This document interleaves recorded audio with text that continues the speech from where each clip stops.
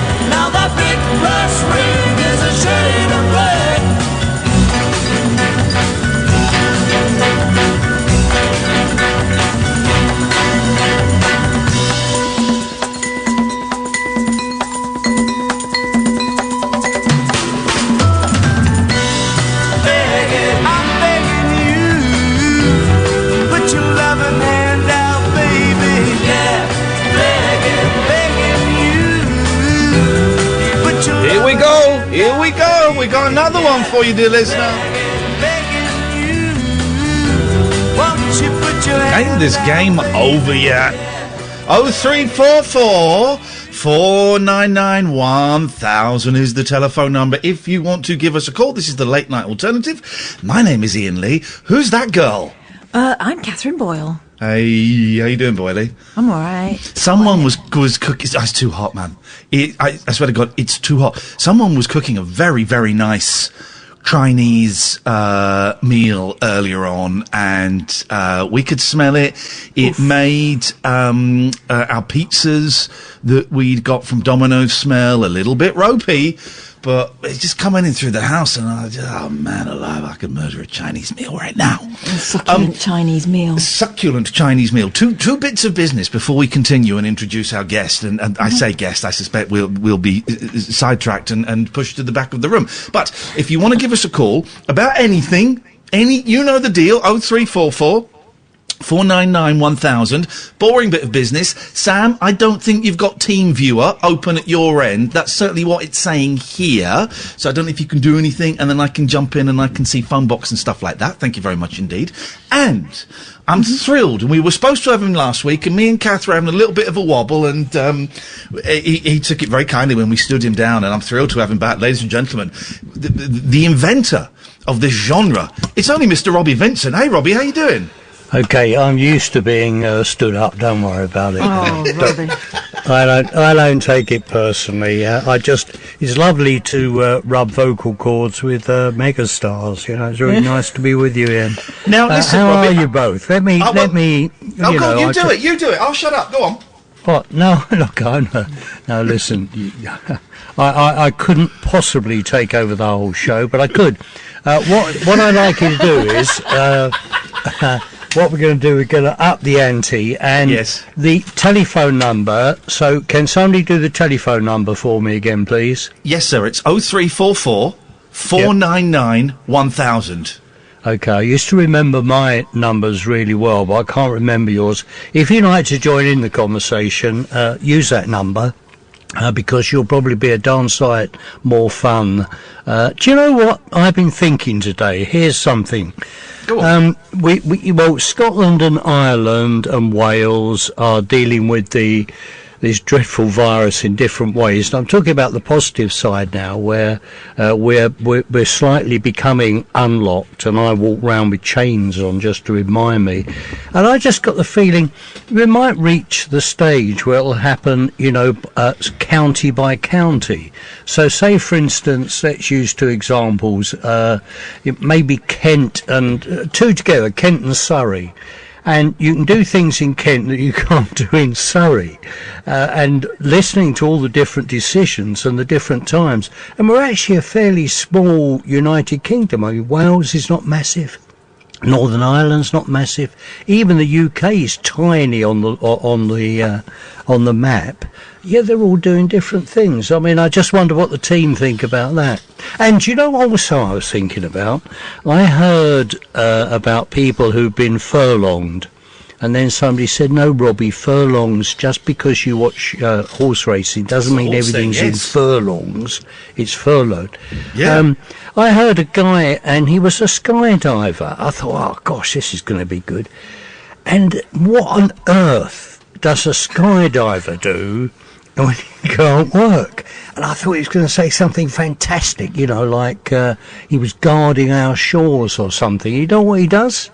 Go on. He works for Amazon and absolutely loves it. But hang on, he's not jumping out of planes with the packages, is he? He could do that, couldn't he? That would be good. And I keep looking up, and that's the other thing, isn't it? Imagine having things delivered by air, your own personal little aircraft. Anyway, that's enough from me. Have you ever jumped out of an aeroplane, Robbie? That's a really good question. The answer, I've done lots of things. Yeah. No. No, good. It does not. I just don't get what the buzz of that is. Have you ever done it, Kath? You've not done it, I haven't. You're sensible. No, I don't fancy it. But my sister turned 40 last month, and my brother-in-law got in touch with us beforehand and said, would you like to put in for her big present? And I went, yeah, sure. What are you getting her? Skydive. Skydive. No. Does he not love her then? Well, I said, just to flag up to everyone else, this is not a fun present for me, so don't even think about it. But apparently she's bang up for it. Absolute nut job. And the skydive as well. That's incredible. It doesn't a bit. It's funny, Robbie, you mentioned about the different counties. And by the way, it's so nice to hear your voice again, man. Thank you so much for coming on. We really appreciate it. But they were saying last week, weren't they? Because it was different rules in England and Wales. Wales was saying, if you come over from England, now that England's allowed to move, for a day trip or a bit of exercise, you'll get arrested. Yes. So everything is divided up. It's weird. Yeah, and there was a fantastic question I thought it was actually going to be in the number 10 briefing. Well, yawn that has become. But this guy said, look, I live, and I can't remember where he lives, but he said, I live nearer to Scotland than I do to England, so should I go to Scotland or should I go to England? And then another guy said, I live in England, but I work in Wales. Oh, God. So it's all over the... And we forget that. I mean, these border towns. How have you found it, Robbie? Because I've had moments of... The first couple of weeks I hated it, and I was thinking, this is the end of the world. Then I've kind of got into a groove, and actually lockdown, for whatever it is now, because it's changed so much, I've kind of quite enjoyed it, because I don't really go out anywhere, and anyway, and I can do the radio show from home, and it sounds all right, and I still see my kids, and so how have you found it? Now, I've got a little bit of honesty here. I must admit, I do miss one thing badly. Uh-oh. My son's dog. But apart from that, I think everything... Like you, it's a sort of... You know what's going to happen, don't you? I don't mean that just about the dog. I actually, I'd like to see my son and his partner as well. Oh, I miss my mum. That was terribly. a joke in case he gets the hump and he'll just be on the phone and getting cross with me. He can get cross. He's very cantankerous girl. But I do think what's going to change, going to be some big changes. A lot of people will work from home, and a lot of the being stuck at home, like you saying, being boring, you don't go anywhere. But I just miss, I'd like to go to the theatre, the cinema, an art gallery, or a beautiful garden and all that sort of stuff. But it hasn't been the end of the world. But then, if you've got a tiny yard you can sit in on your own, Yes. there's a huge difference between that and flat life. And I think all those people who have abided by the rules and live in a small accommodation, they should be knighted. They should get medals, because for them, this has been an utter nightmare. Whereas if you've got that little bit of space, which I'm lucky enough to have, I think it's completely different. I don't know if you agree. I know, of course it does, and Catherine and I, we always address the fact that we're in an incredibly privileged position in that we're still working. Actually, we're saving money because we're not driving into London every single night. So speak to Rupert Murdoch. He'll sort you out. And I've got a nice house, and I've got a bit of a garden, and I share my kids with my ex-wife, and we're in if you're living in a one bedroom flat or a tower block or whatever, it's a completely different experience. It is. To what I've been going through. And I think this should not be underestimated as well. And when you hear all these people bleating about why do people do this and why do people do that, I actually get quite cross when people deliberately flout the rules and make no effort whatsoever. But I have huge sympathy for people who think they just can't even go out for a walk. It's not so bad now, it's improved. But I thought they showed real good spirit, and I think they should be rewarded, even if it's by us now just saying thank you very much, because they're the sort of people, in the small accommodations who deserve our applause. Let's put this out there. We like to do this every now and then. We ask sometimes, Robbie, we ask people to phone up and speak dirty to us. Now, speaking dirty in 2020 is slightly different from 2019. I don't want to hear about sexual exploits. I want people to phone up and tell us about when they were in crowded pubs, when they were at concerts, when they were in small comedy venues, when they were sat on a crowded bus before all of this happened, and we were allowed to do that. So if you're listening and you just want to spend 30 seconds, 60 seconds describing something hot and sweaty with a lot of other people that we're not allowed to do anymore, 0344 499 1000. Robbie, say hello to Bill. Hi, Bill. Robbie. How are you, Bill? Oh, I'm fantastic. What a pleasure it is to hear your voice. Yeah, it's a pleasure, Bill. I've been waiting 70 years to hear from you, and this is a real moment. I first heard you in the early 70s, Robbie, on Radio London about this time of night. So what a fantastic memory to hear your voice again after all these years. You heard what we were talking about just now. How's the lockdown affected you? How old are you? Tell me. This is something I don't normally ask men. Bill, how old are you? I'm 60, Robbie. You're 60. Yes. How has this lockdown affected you? And this was a question that Iain put to me. How's it affected you? Well, I live in a block of flats, Robbie, which is fairly quiet. So it's quite quiet here. Nothing much goes on. Go for my sort of daily walk around the block and go for my weekly shop. But I quite like the quiet life, Robbie. So do you? I'm fine. So I mean, I don't take this in the wrong way. So you're quite happy with a fairly boring life? Exactly. Or is that being unkind, Bill? And this is a conversation. I'm not being judgmental.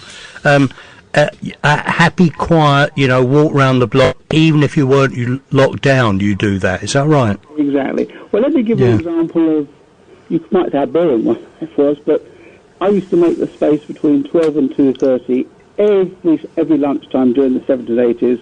Whatever I was doing, it was your show, Robbie. That was it. You were such a role model to me, and I'm not joking. Oh, it's very kind of you to say that.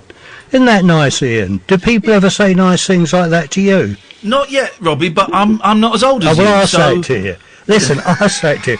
As one of the founding fathers of phone-in radio, and I don't know whether I should be put down or not for it, I just want to say I think you're brilliant. And I'm really pleased you turned up tonight, because you bring... You just, it's an experience. And I mean that with great sincerity. Bill, you're brilliant. Oh, well, it's lovely to talk to you. Deep respect. Bill, what have you been listening to during this lockdown? Because I'm a huge radio geek, right? I love radio more than TV, more than anything, and I've had to completely change my listening habits because we're talking about it tonight, and that's fine. But I've been overwhelmed. And I know Kath has as well. We've been overwhelmed on the radio with the number of deaths and the number of people that are suffering and it's been quite intense. And I like a little bit of light relief. I like a little bit of entertainment. I like a laugh. I like a giggle. And there's not really been that much of that on the radio. So have you had to change your listening habits, Bill? Well, I'm a great fan of yours, Ian, and Kath's. And I think the one skill that you, Robbie, and Kath share is you actually listen to the callers, whereas some radio hosts just try to be controversial for the sake of it. It took me a long time to get that. It took me a long time to get the listening. It took me a real long time to get. It's not about me. It's about listening. And I used to do the thing, Robbie. I'd come on and say something contentious for the sake of saying something contentious, because then you get a load of people phoning up and arguing with you, and it's fun, but it's easy. And it was when I learnt to shut up and listen that suddenly it all clicked. That's the job. And I think bear in mind there wasn't much phone radio when I started, and one of the things, it was a learning process, and what you've just said was on the best possible lessons. If you shut up, a few more things, show respect, and I genuinely showed respect to people like Bill who want to join us, and it's very easy to take the Sir Michael and all the rest of it, and you need to show respect and listen. And the longer you shut up, the more interesting things become. That's been my experience. Bill, go on. Sorry. In your London days, one of your mottos was "Phone up and you will be heard." Did I used to say that? Yes, you did. Yes. No, I didn't say that. I think that was someone not very bright, Bill, who said that. Bill, listen, it's nice to talk to you. Stay safe. It is nice. It's like, listen, 1000. That was great. Thank you for letting me speak to Bill. Now, if you're another Bill, we'd love to hear from you. I mean, come on, share it. And these are dark times. So let's not talk dark. Let's try and lift our spirits, if that is. And if you feel like lifting our spirits, give us a call. And the number is... Catherine, your turn. 0344 499 1000. I love it. And what is great, we're going to go to a break in a second, but what is great is how quickly, Catherine, both you and I have knelt before the master and have succumbed to the roles of being the humble assistants. I love it. I know my place. What's the number again? 0344 499 1000, sir. You're pushing it now. This is Talk Radio. Late night, Iain Lee on Talk Radio. I tell you what's amazing, Robbie, is how easy it is to do this job from home. Now, I'm in my house, Kath's in hers, I'm guessing you're in yours. We've got Sam, who's, whose life is expendable, it would seem, who's, kind of holding it all together with string and sticky tape. But in fact, not even 3 years ago this wasn't possible. 3 years ago, me and Catherine took the show to New York for a week, and we had to take these two huge, solid suitcases full of equipment with us. Do you remember, Kath, the trouble we had getting those bloody things around? Yeah, I do, and I do remember you doing a little bit of DIY in the hotel, trying to get all the stuff to plug in properly. I had to take the internet socket apart. But now, I'm assuming, Robbie, you've just got a laptop and a microphone or something, have you? I actually have treated myself to a new computer. My computer was so old, it was still showing black and white movies, and I mean it. Gosh. It was seriously old, and I can't chuck it out. So I treated myself to, and I'm told it's called Windows 10. So I've actually got a computer in front of me and a microphone, and I have to tell you, this is I did my Jazz FM show from home, from the attic, but for you, I've moved down to the bedroom. Luxury, a real luxury bedroom. But you're right, and in the Radio 1 days, we used to do outside broadcasts, as they were called in those days, and I can hear you. We used to have huge vans and huge teams of people. I mean, like more than 7 to do an outside broadcast. One of the things we used to do was young farmers, who were a feisty lot. Used to enjoy that a lot, actually. You used to do young farmers. What kind of confession is this? No, I didn't do young farmers, but we did young part farmers. of Radio 1's, it had a speech bit, and with a journalistic background, I got to do a lot of these. And one of the things, of course, is young farmers, not just farmers. Young farmers. Yes, sir. And, of course, they had a lot to say. I mean, think about the farming community now. They are the one group of people who don't have to be miles apart from each other, and how can they be looking after the farms? But with young farmers, of course, they have particular problems because of the isolation and finding partners and all the rest of it. So young farmers are interesting people to speak with, I have to say. It was quite challenging for a young Radio 1 person like me at the time.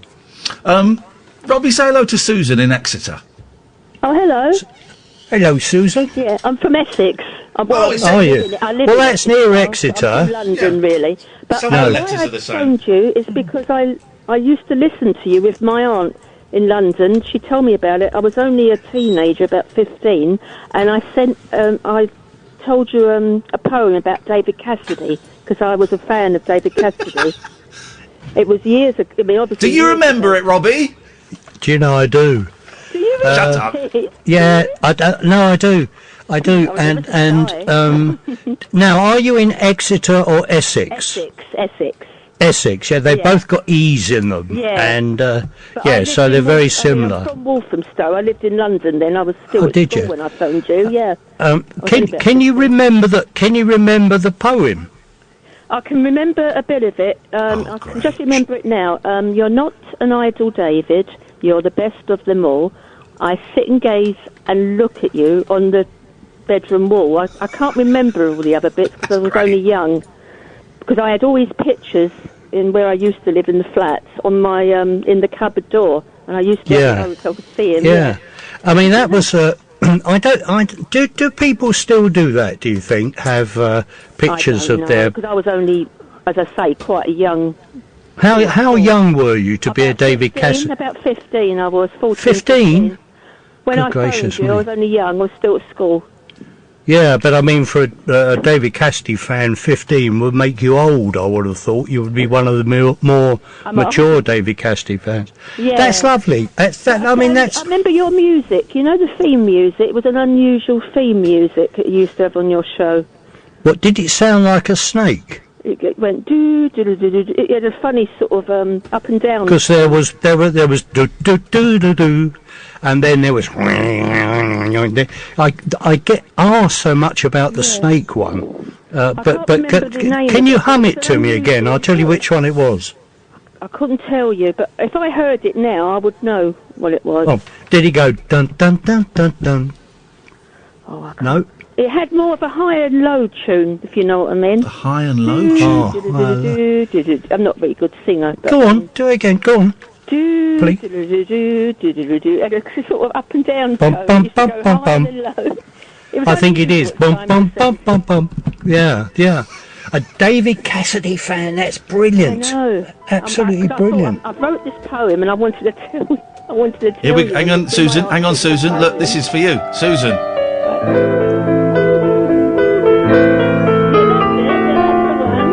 See the funny little clown. See the puppet on a string. Wind him up, he'll sing. Give him candy and he'll dance. I love a bit of David Cassidy. I've seen David Cassidy in concert a couple of times. Was that David Cassidy? Yeah, it's David Cassidy. It was Donny Osmond or David Cassidy, and I was his fan. That's fantastic. Lovely bit Do you of know, Cassidy. it's lovely to hear from you. Thank you very much for taking the trouble to call. I always enjoyed the programmes. We used to stay up late then, and I always enjoyed Naughty your girl. programme. What time did you stay up to? That would be after 10 I o'clock. used to stay around my aunt's because my parents worked. So I used to go round in the holidays, you know, it was my dad's sister. And my aunt used to sit up, you know, listen to the radio, and I used to listen as well, so... Good. There's nothing like there's nothing like something on the wireless, is there? No, I enjoy all these programmes very much. Thank you ever so much for calling you, us. Susan. I really appreciate. Yeah, Take care.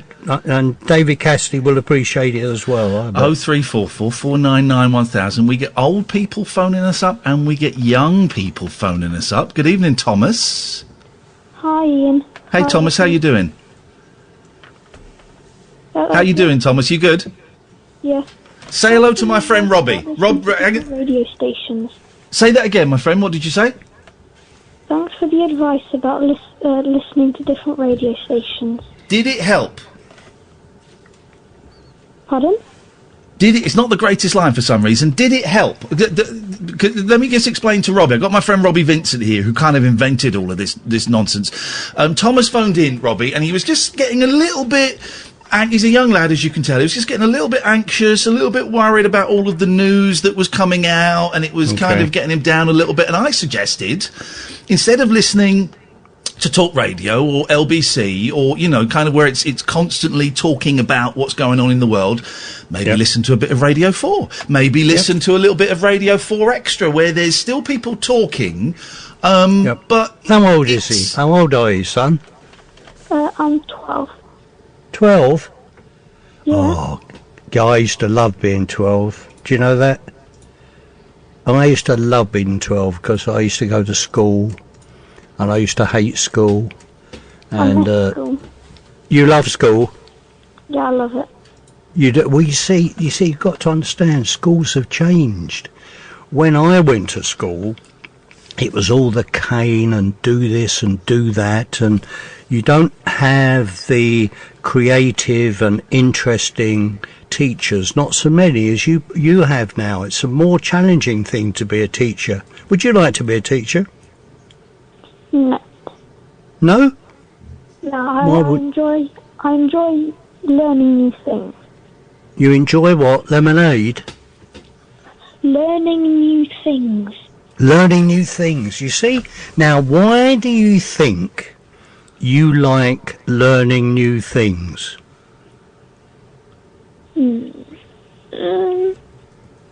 Because there's lots of 12-year-olds, you know, who don't want to learn new things. To give myself new opportunities. Thing that makes you different. Opportunities.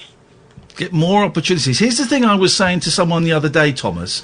When I was a young man, your age and a little bit older, I didn't really care about school. And I look back now and just think, my God, all that information those people were prepared to give me, and I wasn't ready for it. And and I'm kind of thinking now about possibly going back to college and maybe doing another degree or doing a course or doing something. Because now, at 46, nearly 47, now I want to learn. 12, 13, 14, 15, I was a cocky young so-and-so, and I thought I knew it all. And now I'm just, teach me. You know, I want to learn stuff. So to have that at 12 is quite remarkable. I guess it runs in the family, because my parents are extremely clever people. And my grandparents. Maybe that's why, perhaps that's why you want to look at new things and different things. Do you think your parents are encouraging you to do that? Maybe he doesn't know the word encourage. Do you think? Do you think? Know the word encourage. You tell him, Thomas. Good. Don't take any back chat from Robbie Vincent. Right. But he disappeared. I was very worried. Do you Thomas, think it's listen. because you? Hang on a minute. I'm sorry. Want to hear what he wants us. Do you think it's possibly your mum and dad's encouragement that make you want to go and look at and listen to different things? Partially. It's just my own determination to be the best of myself. Imagine you're really old, Thomas, like me, or Catherine, or... Very old like me. let's not get carried away with it. But where do you think where would you like, this is an impossible question, but I'm going to ask it anyway because they're the fun ones. Where do you think you'd like to be in 30, 35 years' time?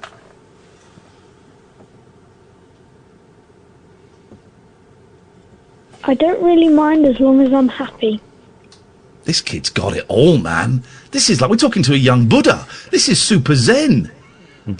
Thomas, it's nice to talk to you. Take care. We got a bit worried yesterday when you disappeared so suddenly. It's nice to hear you. 0344 499 1000. Well, let's... OK. Robbie, say hello to George. Oh. George. Rainbow George. Wandering Rainbow George nowadays. How are you, Robbie? Rainbow George.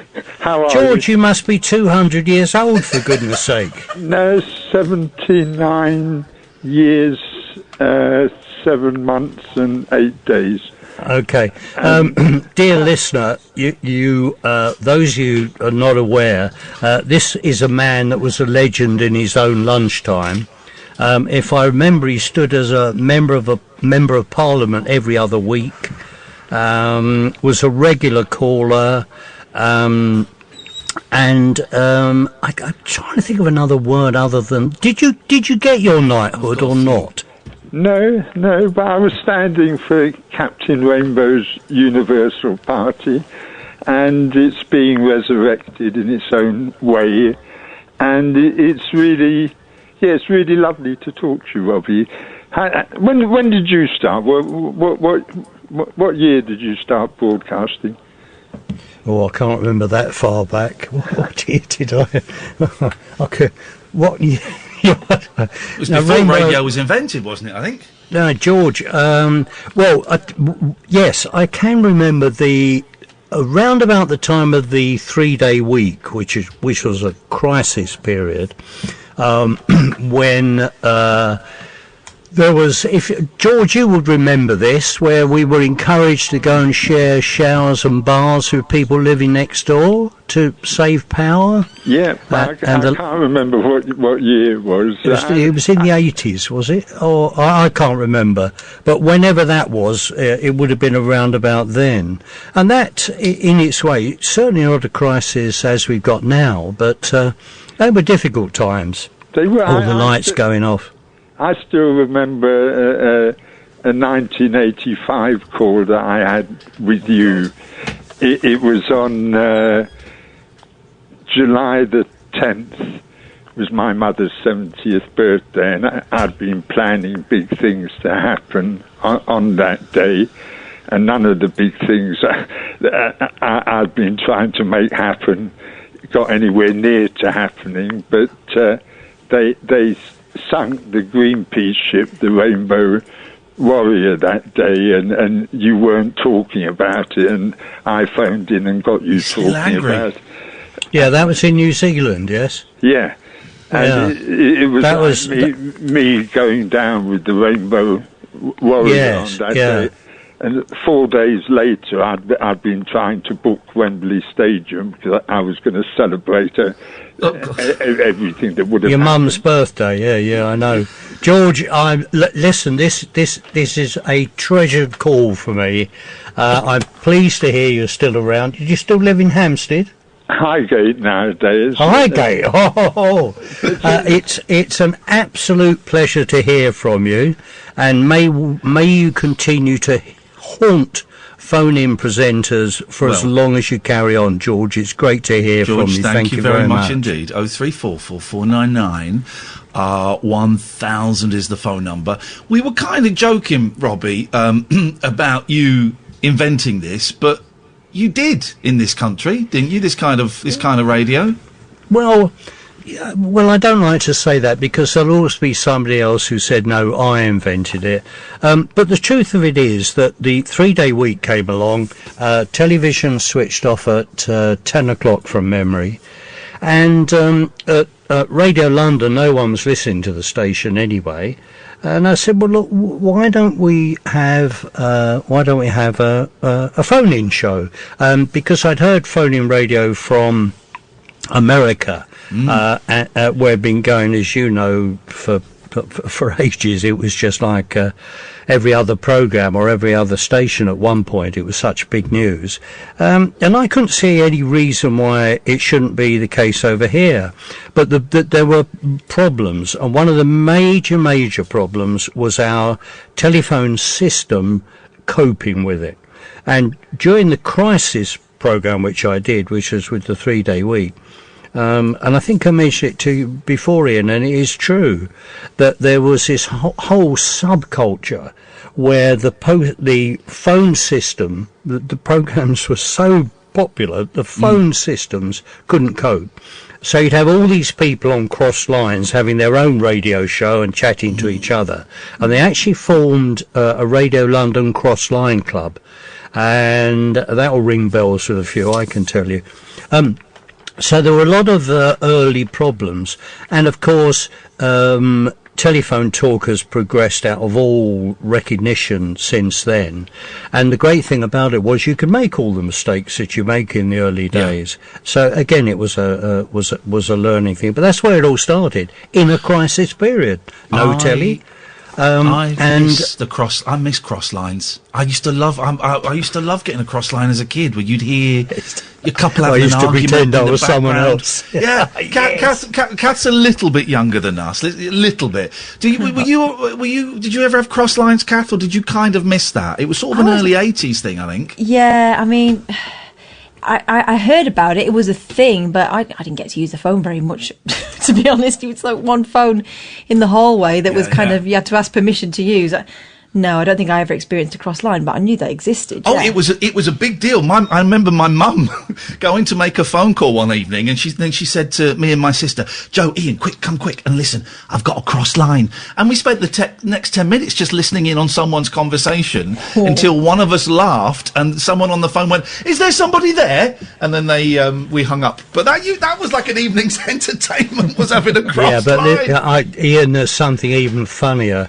Go on. Well, because I got interested in communications, CB radio came along. Oh, yes. And I wonder what on earth it was. It was extraordinary how gullible people were. And some of the strokes I pulled, and I just sat there in complete disbelief that anybody could believe this nonsense, all sorts of strange things being suggested. And of course then I realised that Americans were used to a TV team asking a question on a street in New York or San Francisco or Los Angeles. You just answered it, you know. But of course over here, because of the way government ran the system, it was like some magic potion. So CB radio, to somebody who was just getting used to it, was a form of broadcasting, wasn't it? A form of contact, which of course in this country we were very, very late in doing. Well, you're fairly young, but I think you probably appreciate we were quite late in catching up, in being able to communicate with each other using radio, CB radio, or telephone talk. 0344 499 1000 is the telephone number. Let's take a quick break, if that's okay with you, Sam. He's typing on the screen, and then we've got Jerry, and then we've got Alistair, and we could have you, dear listener. This is Iain Lee, Catherine Boyle, and Robbie Vincent, live on Talk Radio. Late night, Iain Lee on Talk Radio. How was Jazz FM the other day? You did you do VE Day? Did I read? Yes. How'd it go? Is it all right? Absolutely fantastic. It was just wonderful. I enjoyed it a lot, and we're doing it again next Monday as well. And I was, what a lot of people don't know is I didn't know I was going to do a second programme, but they asked me to do it on air. You know, you get people talking in your ear, Ian, and dear listener, if I can share this with you, for some people it's a complete bane, it drives you potty. People saying, "Oh, do this, say this, ask this, do that." And, of course, after a few gruff words, they stopped doing it. But it does drive you mad. And I was just thinking about the young farmer thing. I remember saying to somebody who kept giving me questions to ask, I said, and we were recording it, I said, you ask me that one more time, you give me a question to ask and I'm going home. And it shut her up. It really worked really well. Now, what was I talking about? I've forgotten now. It doesn't matter. I can't do it on TV. I can have people talking in my ear because I can kind of separate my brain. But on radio, I can't, and I have to. Sam, well, Kath sits in the studio with me, but Sam types on the screen. I can just about cope with that. But a voice in the ear while I'm doing radio, it just throws me off kilter. Were you? When I first started in this industry, Robbie, I was an idiot, to be honest, and I was difficult to work with, and it came from insecurity. It came because I was they call it imposter syndrome. I was constantly waiting for the tap on the shoulder in TV and radio from someone saying, we've made a terrible mistake. You obviously haven't got a clue what you're doing, so we're going to let you go. This is the person we meant to hire. And because I was so scared of that, I was not a great person to work with. I was difficult. Let's put it politely. I was difficult. I think I hope, and I've worked at it over the past, 10, 15 years or so. I know I'm a lot better to work with. Would you ever say that you were difficult at any point? Everybody says I was terribly difficult. Do you agree with them?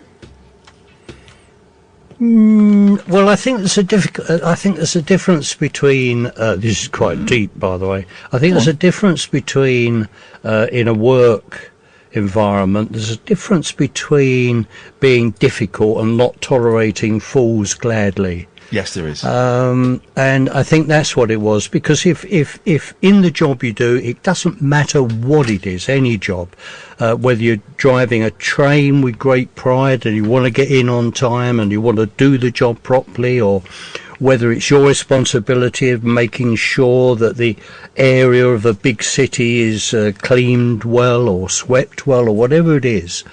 The one thing you don't want is somebody who doesn't have that same standard as you have. So then you become what they call a difficult person. But you ain't a difficult person. You just don't tolerate fools gladly. You want it done. You want the job done to the best of everyone's abilities. Yeah, and anybody listening now, whatever they do, whatever their job, they would probably be the same. Not all of them, but a lot of people will be the same. They would want it done in the way they wanted it done. And that's not an unreasonable thing to ask, is it? No. I was just thinking then, your voice hasn't changed at all. And this is the magic of radio, right? On TV, if you don't see someone for 5 or 10 years, whoever it is, man or woman, they come on, you go, oh, and he put on a bit of, oh God, she's looking old, isn't she? But on radio, and we're all like that, however lovely we like to think we are. Oh, she wants to get those roots done. But on radio, you don't get any of that. And on radio, you look, Robbie, exactly as you did 35 years ago. Yeah, I mean, you sound the same. Go on, you sound the same. Yeah, but I mean, it's the good face for radio, isn't it? Yes. That's great. Steve Wright said that. I also remember Steve Wright saying that. He said, I've got a great face for radio. And I thought that was really, really rather witty. Robbie, say hello to Jerry. What, sorry? We've got some calls. Say hello to Jerry. No, have you noticed there's been nothing about sport, and I'm delighted. Oh, God. You could talk greyhound racing, but nothing else. Me and Catherine are not big sport fans. No, I think that's admirable. Yes, God, it's so boring. Jerry, you're through to Robbie. Oh, hi, Ian. Hi, Kath. Hi, Sir Robbie. What a pleasure it is. And as I was listening to you about 45 years ago, maybe a bit more, it just evokes so many things. Can I just play something which evokes memory for me and a lot of listeners, and probably for you? Just 1 second. Go on. Here we go. Do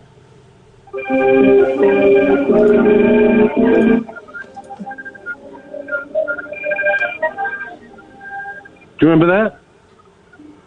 What is that? It sounded like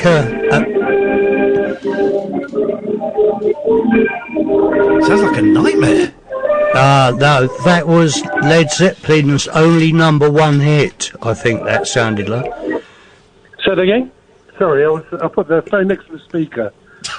Yeah, can you hum it to me? Earth, Wind and Fire. The Earth, Wind and Fire song that you used to play. Was that Earth, Wind and Fire? That was Earth, Wind and Fire. God, that sounded... I'm going to be honest, that sounded bloody awful. Which Earth, Wind and Fire track was that? I don't, it was the end of... It's on That's the Way of the World. That's the way... Okay. Oh, is that? Yeah. Ramsey Lewis did a great version of that. Was that what it was? Wow. He did... I don't have that version. That was obviously a remix. No, you used to play it because... It sounded like a remix. It was like an intermission. It was an intermission song that you used to play. Oh, was it? Between, Okay, come on. Apart from a strangulated Earth, Wind and Fire track, sorry you didn't know. I want to know, tell me what was one of your favourite calls you've ever heard on a phone-in show? Gosh, probably lately it's got to be Barry. We have a regular caller, Robbie, Barry from Watford, who's a very old gentleman, and he's been phoning in almost every night to try and keep people's spirits up during this very tense time. So Barry's done some good calls. Okay. Yeah, he's entertaining in sometimes, when he's not. Sometimes. I'll let him know sometimes. Jerry, nice to talk to you, mate. Thank you very much. Jerry, thank you very much. Good. I want to move to Lynn. Hello, Lynn. You're through to Robbie Vincent. Catherine and I are here as well, but we'll just sit this one out. I'm keeping it zipped. Oh, lovely. Thank you so much. Well, I just wanted to say hi, and I wanted to connect with Robbie because, Robbie, I've listened to you for 40-something years. I'm 57 now, actually, and I used to always listen to you on Radio London, and you're absolutely addicted to your show. But I'm a huge soul, jazz, funk fan and have been. And first of all, thank you for introducing me to so many awesome tunes over the years. It's been absolutely spectacular. Seeing you live, seeing at Caister, etc. And wanted to say that, so one, appreciation for that, and secondly, your show on Jazz FM, we absolutely loved it. There was a massive countdown. I'm on a WhatsApp group, actually, which has about 100 people that are all massively into soul, and we share music and gigs and what have you, and we run a countdown to your show. On Monday it's going to be. The show this Monday. I'm very proud of. Just finished putting it together. Tell me, give me from the music bit. What would be your 2 or 3 favourite tracks? Well, you opened with it. Bobby Womack, How Could You Break My Heart? Brother Bobby, yeah. Bobby Womack, Wilton Felder, Teddy Pendergrass. Frankie Beverly, it goes. Okay, Frankie Beverly of Maze. I mean, what would be your number 1 Maze track, apart from Joy and Pain, which is obviously like a signature tune? That's not my favourite. Yeah, I know it's a good signature, isn't it? I think the slow one would be We All One, because that's a really beautiful song. Before I let go to dance to. Okay. Well, on Monday, I'm going to have to put a health warning in, because I know there'll be more mature people like you listening, but there might be young people in the room as well who will wonder what on earth you are doing when you leap to your feet and dance. So I will make sure, having spoken to you, I promise, I will remind people, younger people, not to get alarmed if all of a sudden there is a track that wakens up retired dancing feet. And it's lovely to talk to you. Thank you. Thank you, Lynn. 0344. By the way, dear listener, Iain is here, and there seems to be other people in the studio as well who would like to speak to you. So don't be shy. Give him a call. And in a female voice, I'm now going to hit the female voice number. Can you do it, please? The number to call is... Oh, I think it's me. 0344 499 1000. You're lucky you can get told to F off. Now I'm going to go to the slow one. Can I have that number, please, a bit more slowly in a female voice? Go. 0344. Robbie doesn't want his testicles. 9. 1,000. Oh, very good. Great. When is we're not really supposed to do this, but I don't care. When exactly is your show on Jazz FM, and so people can have a little listen? Oh, when is it? Oh, it's a bit like a book, isn't it? That's the other thing. I used to love doing an interview with somebody who'd written a book and never mention it. It was a real challenge. Yeah. And there used to be some really smart asses, and what they did is when they came in to do the interview, and I knew what they were up to, they would see how many times that they could mention the name of the book. Yeah. Now, to be serious, I would obviously give an author a credit for a great book, but just some of them were hilarious. It was really, really very, very funny, and I used to read the books. And this used to freak these people because I actually used to read the books. And one guy, and I'm desperately trying to remember the name, but anyway, one author said, "You've read the book." I said, "Of course I've read the book. What do you mean you've read the..." I said, he said, well, he said, I don't think we should go on any further. He said, because you'll give the story away. Anyway, my show is on Jazz FM. It's at 10 o'clock on Bank Holiday Monday. And in the morning. If you have retired dancing feet, I want to get them dancing again. 10 o'clock in the morning. 10 o'clock in the morning. I know you'll be asleep, but don't worry about it. Yeah, well, you mentioned... We now have recording methods. Or no, listen again. No, listen again. Not recording, listen again. Sorry. Oh, you mentioned the book thing. I do that. If we get someone... We don't get people in very often that are plugging stuff. We just get people on that we like. And if they happen to be plugging something, that's beautiful. But I've always made a point of reading the book or seeing the film or listening to the album. It just seems polite. It just seems polite. But you have to... But Ian, you would know as well as I do that these authors would have actually been interviewed by people who A, didn't know who they were, of course, B, hadn't read the book, C, wouldn't have understood the book if they read it. And it's a bit like the thing that used to drive musicians potty, and particularly writers, and I'm very, very interested in writers. And a classic question from an idiot broadcaster, and they still do it, is how do you write a song? Or how did you write that? I mean, what a stupid question to ask. But they still do it. The question that it used to be, well, what comes first? Do the idiot music questions. Or the words? Come on then, do some... go on, here's a challenge for you. What about some idiot broadcast questions? I'll give you one. No, I'm going to interrupt you. Of course you are. I used to do a programme with a radio station in San Francisco and in New York as well, and I used to lead the show. It was like 3 or 4 o'clock in the morning, and we actually did this topic, and a guy rang from San Francisco, and he said, and they did it via the station, and please forgive me, it was W something, and he said, I was in a plane crash. I said, yeah. He said, yeah, I was in a plane crash, and in America, news crews often got to the scene of a plane crash before the plane had actually crashed. Wow. It was quite extraordinary. They'd have helicopters in the sky, and it was true. They got there so fast. And this guy had more or less just crawled out of a plane crash, and there was more than 2 or 3 people in this plane. It wasn't an airline; it was a small aircraft. And he was still in shock and covered in debris. And this local reporter turns up from the TV station and said, "How do you feel?"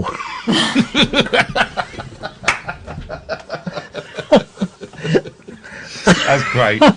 And give the guy credit. I mean, he didn't call me just after the crash. He called me sometime afterwards, and he was really quite funny about it. How do you feel? Let's take one more call before Nurse comes to put you to bed, Robbie. Let's go to Alistair. Good evening, Alistair.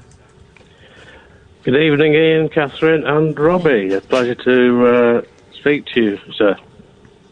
Greetings and salutations and poo-poo-pa-doo, and how do you do? Rufus Thomas had a radio show in New Orleans, I think.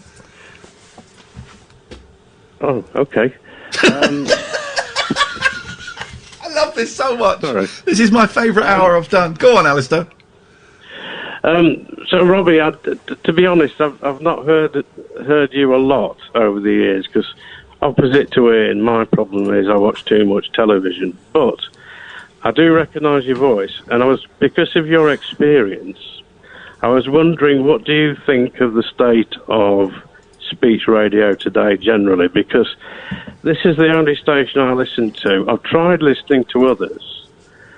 Are there others then? Apparently, there's a couple. Are there? I don't know what they're called. I missed it. What was your first name again? Tell me your name. Alistair. Alistair, yeah, Alistair. Alistair, are there other? You confused me now, and I'm still quite sharp for my age. Are there other stations? Are there? Oh, Well, of in which course, country do you listen to them from? Are these talk stations in Berlin or Afghanistan? Where are these talk stations? Well, apparently there's one in London. There's one in London that's still going. Is there? I've been sacked What, from the most London of them, Brick so- Company? That's it, the London Brick Company. What do you reckon? Because I love speech Come on, radio. no, Alistair, can I apologise to Alistair? I'm teasing you a little bit, Alistair. Yeah, you recognise my voice. Do you travel by train? Well, I have Alistair? done before, but not. Yes, I do sometimes. Because I do quite a few of the announcements on the train stations. That's probably why you recognise me, rather than for listening to the radio or stuff like that. But anyway, I forgot what Jesus, the question was answer you the asked. question, Robbie. Please answer the question. What do you think of the state of speech radio? We're so late for the news because of you. Answer it, really. Well, it's moved in a very different direction to as it was when I did phone radio, and I think it's improved. It's a lot more. The London Brick Company, for instance, it's very structured, very professional, and makes very good use of telephone contribution, but it is not what went on in the early days, and I think there is still a huge market for it to be unstructured, and particularly at night, when you never know what's going to happen next. Alistair, I mean, what made you listen tonight? Well, I always listen to this because well, there you go. That they helped me with me. Well, they helped me get to AA, but that's another story. You need a friend. Alistair, You need it's a nice friend. to talk to you. It is nice to talk to you, and He's a thank you good very man, much Alistair. indeed, Alistair. I like Alistair a lot. like You're I'm right. being chucked off. No, you are getting chucked off. Yes, we're so late for the news. This is awful, but it's not. But I think you're right. This show is a car crash, not just because you're on. But I mean, generally, when me and Kath are doing it, and it's kind of 50-50 between us, it's a mess, and it goes wrong sometimes, and you hear the working out, and technical stuff goes wrong. And I love it. I love it. I don't want it. I couldn't do slick, and I don't want it to be slick, and I don't want it to be. In the first hour, we're talking about coronavirus, and in the second hour, what do you think of Boris Johnson? I want it to be. Me and Kath have talked about this so much. We just want it to be like a conversation, like it's been tonight. Yeah. Like it's been tonight. We didn't talk to you before you came on about what you were going to say or any of that. We just got you on because we knew we'd have a laugh for an hour, and that's it. Yes. Go to bed, Robbie Vincent. Go to bed. So lovely to have you on. At Robbie Vincent on Twitter, and is it this coming Monday? I'm so confused with the days. Yeah, is it this coming Monday? It is confusing. Monday is a bank holiday, right? So it's bank holiday Monday on 10 Jazz a.m. FM. on Jazz FM. And thank you for inviting me on. It's You a pleasure, too. It's mate. nice to be with you, and I Nice hope to you work for enjoyed the hour. Oh, we love it, Robbie. Honestly, thank you so much, and thanks again for your understanding last week, mate. Stay safe, peace and peace and anytime love. you want to come on, we'll speak to you soon. Take care. Okay, peace and love. Bye-bye, peace and love. There we go. Right, 0344 499 1000 is the phone number. We should probably do the newscast, do you reckon? And we're only 3 minutes late. Might be best, yeah. Let's have a go. This is Talk Radio. Late night, Iain Lee on Talk Radio. Passiamo noi e la gente ci guarda ed amico un po'. Ci chiamano i monkeys, siamo meno matti di chi si crede più intelligente e noi che la pensiamo così. Comunque parliamo, non è giusto mai, c'è sempre qualcuno che ne sa più di noi. Ci chiamano i monkey, siamo meno matti di chi si crede più intelligente e noi che la pensiamo così. Ci chiamano i monkey, ci chiamano i monkey, ci chiamano i monkey, ci chiamano i monkey, ci chiamano i monkey. 0344 499 1000 is the telephone number if you want to give us a call. Yes, it's the Monkeys theme in Italian. I've just opened up the... Oh, what? Now, why can I hear that? It's you. Oh, it's coming out the speaker. Was that just coming off my microphone, or was that coming out of... hang on a minute. Where's that coming from? Oh, it's coming from there. I do apologise. I've just started the youtube.com/Iain Lee, and then it was... that was fun, wasn't it? Yeah. I like Robbie. You're right. Old-fashioned in his treatment of female presenters.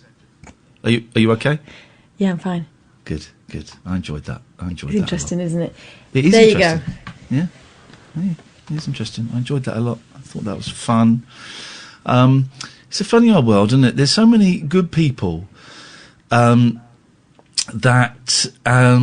should be working that aren't working. You know, I'd listen to Robbie Vincent on this station, on another station. I probably won't listen on Jazz FM. I might listen on Jazz FM. It's not really my cup of tea, but I might check it out because I like Robbie. In fact, I will check it out because I like Robbie. I'm not doing anything better at 10 o'clock on the Monday, so I will check it out. But I'd like to hear him do a phone-in show. I'd like to hear Mike Mendoza do a phone-in show. I'd like to hear Caesar the Geezer do a phone-in show. You know, there's all these people out there. And there's no room for them on conventional radio. Well, and also there seems to be an assumption these days, present company accepted, of course, that if you've been on telly, you can do this. Well, oh God, that's how I got the job. That's how I got the job LBC. But it ain't necessarily so. No, it was different skill. I'm lucky that I listened to radio, so I sort of got it. But also, I had two very patient bosses, Scott Solder and David Lloyd, who I will, I owe my entire last 20 years of career to them because they got me in because I'd been on telly, and they taught me so much, and they let me make my mistakes on LBC, for crying out loud. They let me make they encouraged me to make my mistakes, and when I talked about being difficult, I was talking specifically about there. I was an arse, and they tolerated was it insecurity that led to you being like that? Yeah. And I just got clean. When I started at LBC, it was the first thing I got there was 2 weeks covering for Clive Bull in September, and I used to love Clive Bull. And it was the year after hosting Channel 4's breakfast show Rise, and I'd only had one other job that year. I'd had a couple of voiceovers actually, but I'd only had one other big job, and that was early on in the year hosting a one-off Saturday morning. Get this, Catherine.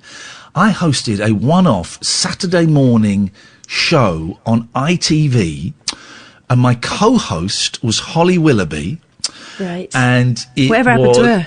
Yeah, exactly. And it was an awards show for video games.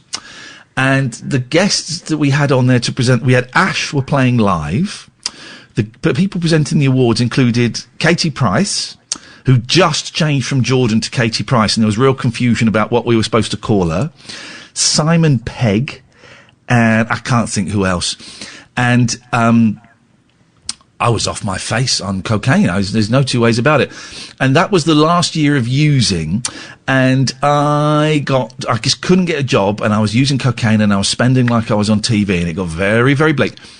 And I have no idea how I got offered 2 weeks covering for Clive Bull, and in September, and it's like, all right, well, I'm gonna get, and I was really trying to get straight at this point. I was really, really trying to get straight, and I got to I had about a week clean.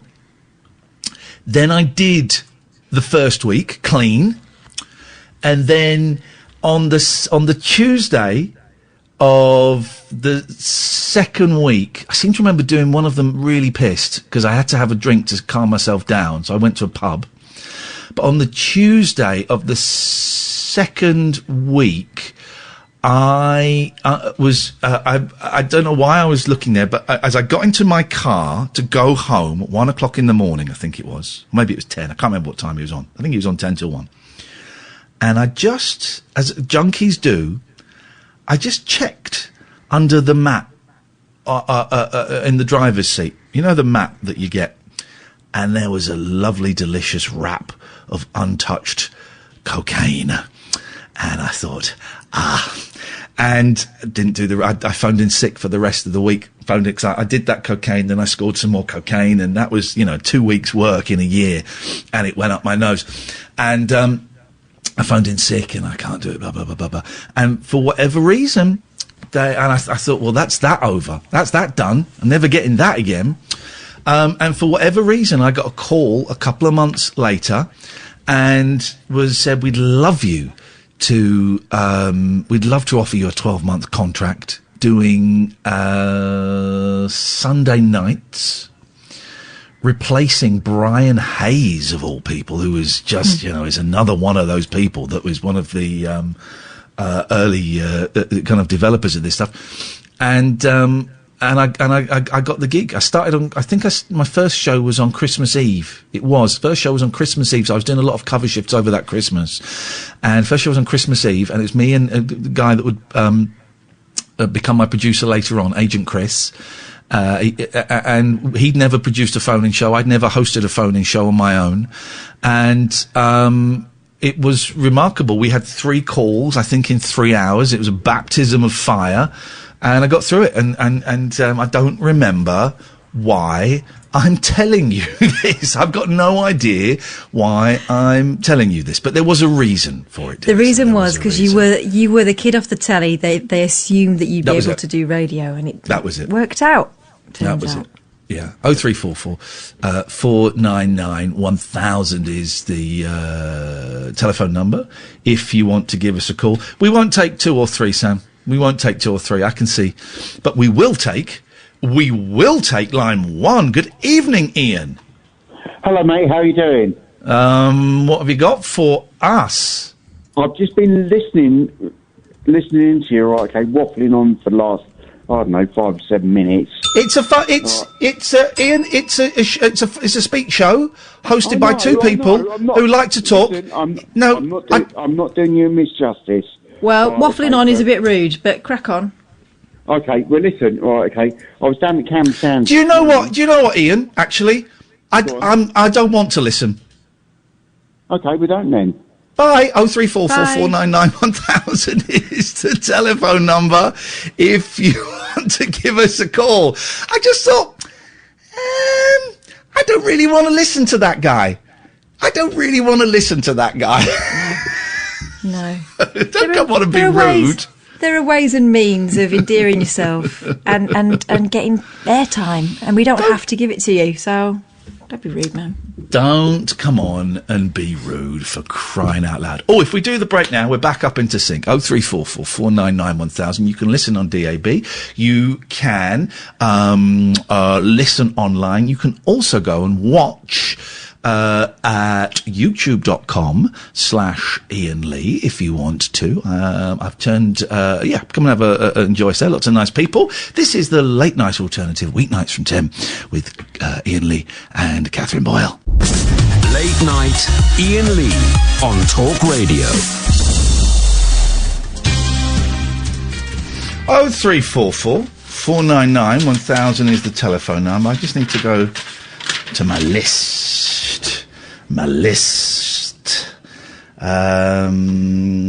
Okay, let's try it.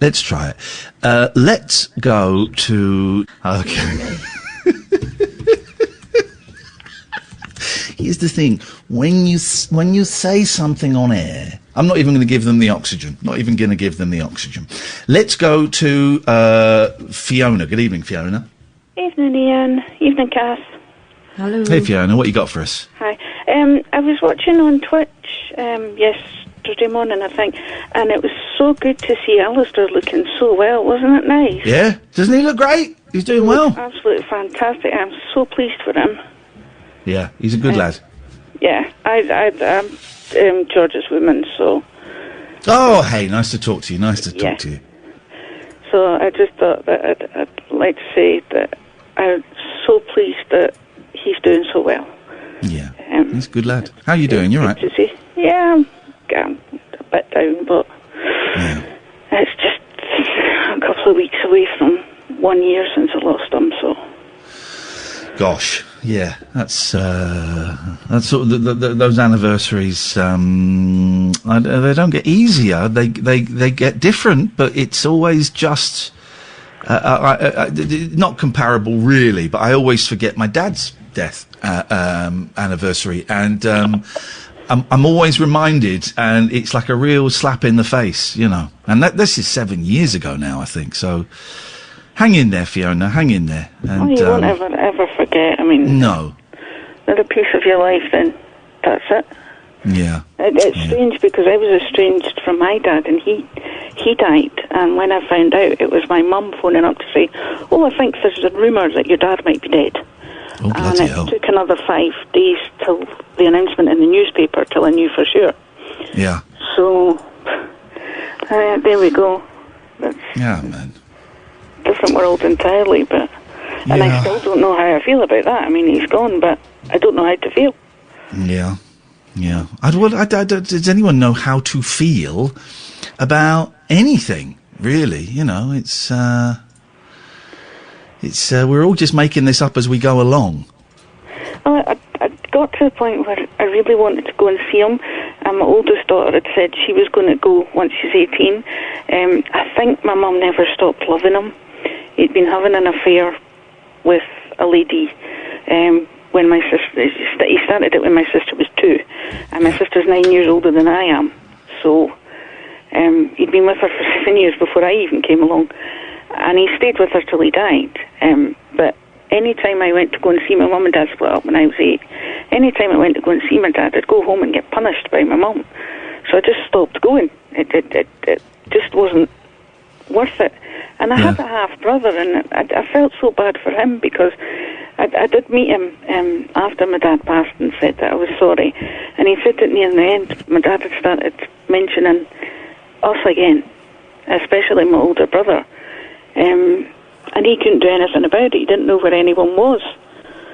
So, and I felt really sad for not going to see him because I could have let him know that it wouldn't have been worth it for the hassle I'd have got off my mum. So, that was that. I know. I didn't see when my mum and dad split up, and I decided to cut off in my dad's side of the family entirely, and I didn't go and see I never saw my grandparents again. I was 14 or 15, and that was a dumb decision, and I kind of wish my mum had talked me out of it. But they didn't, and there you go, you know, and that was a terrible mistake. Well, the strange thing was, when my mum and dad split up, all my dad's family, all my aunties and uncles, sided with my mum. Right. So I never lost contact with them. I didn't know my granny and granddad on my dad's side because they both passed before I was born. Yeah. I'm a very late baby of a couple of late babies, so... Well, I'm not even 50 yet. Most of my cousins are in their 60s. And I've children that are ages with me, so... I am... yeah, but it was just... yeah. So... Yeah, no, it's nice. Bring things down. No. You've not brought anything down at all. It's nice to talk to you, and thank you for sharing that. I really appreciate that. I tell you what, can we play this? I really want to hear this. If you can turn our mics off, Sam, let's have a little bit of this, shall we?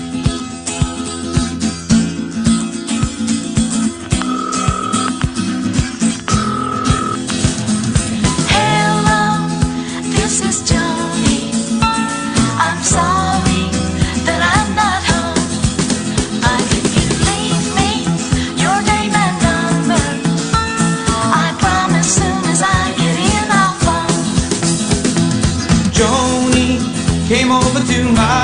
last night. I drank a little too much red and we got into a fight. She said I'm leaving and I let her go alone.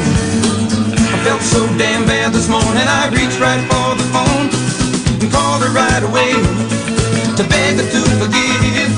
The phone rang once, the phone rang twice, and then I heard her say, hey, hello, this is Johnny. I'm sorry that I'm not home. And if you leave me your name and number, I promise soon as I get in our phone.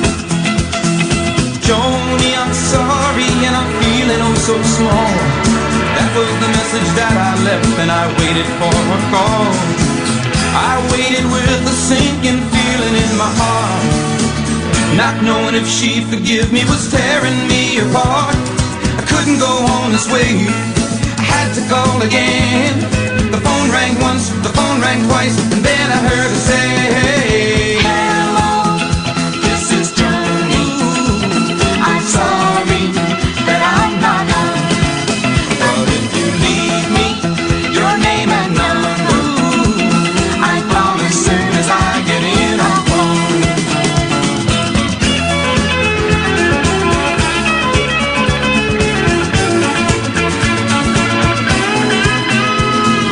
My phone rang and my heart sang, my baby's called at last. Instead it was a friend who said that Joni's car had crashed. I never should have let her drive home angry from my place. I'd never hold her again and kiss that funny face. But still there was a way to hear her voice again. The phone rang once, the phone rang twice, and then I heard her say, hello, this is Joni. I'm sorry that I'm not home. I'm so sorry, Joni. Leave me your name and number. I promise soon as I get in our phone. Hello, this is Joni. I'm sorry that I'm not home. But if you leave me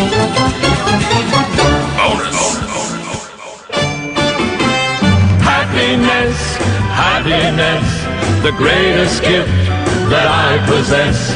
I thank the Lord that I've been blessed with more than my share of happiness. To me this world is a wonderful place. I'm the luckiest human in the human race. I've got no silver and I've got no gold, but I've got happiness in my soul.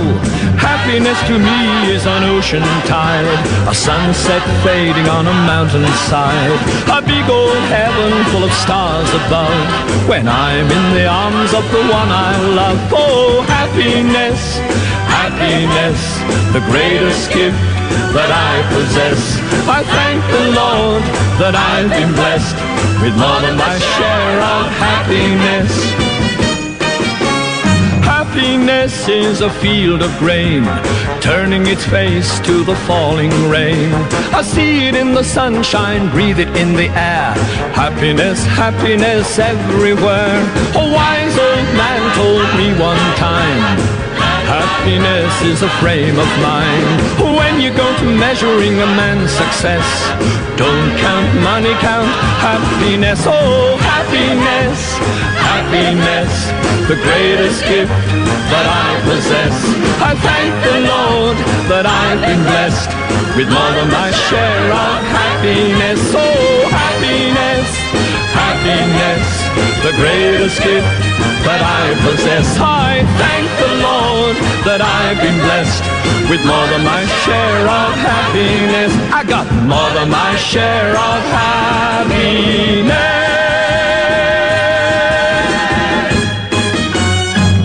He could sing, couldn't he, Catherine? He could, Ken Dodd. He could sing. He had a load of hits.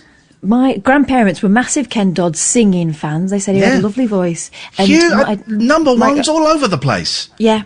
And my granddad's measure of whether you were a good singer or not is whether you needed a microphone, and apparently Ken Dodd did not need a microphone.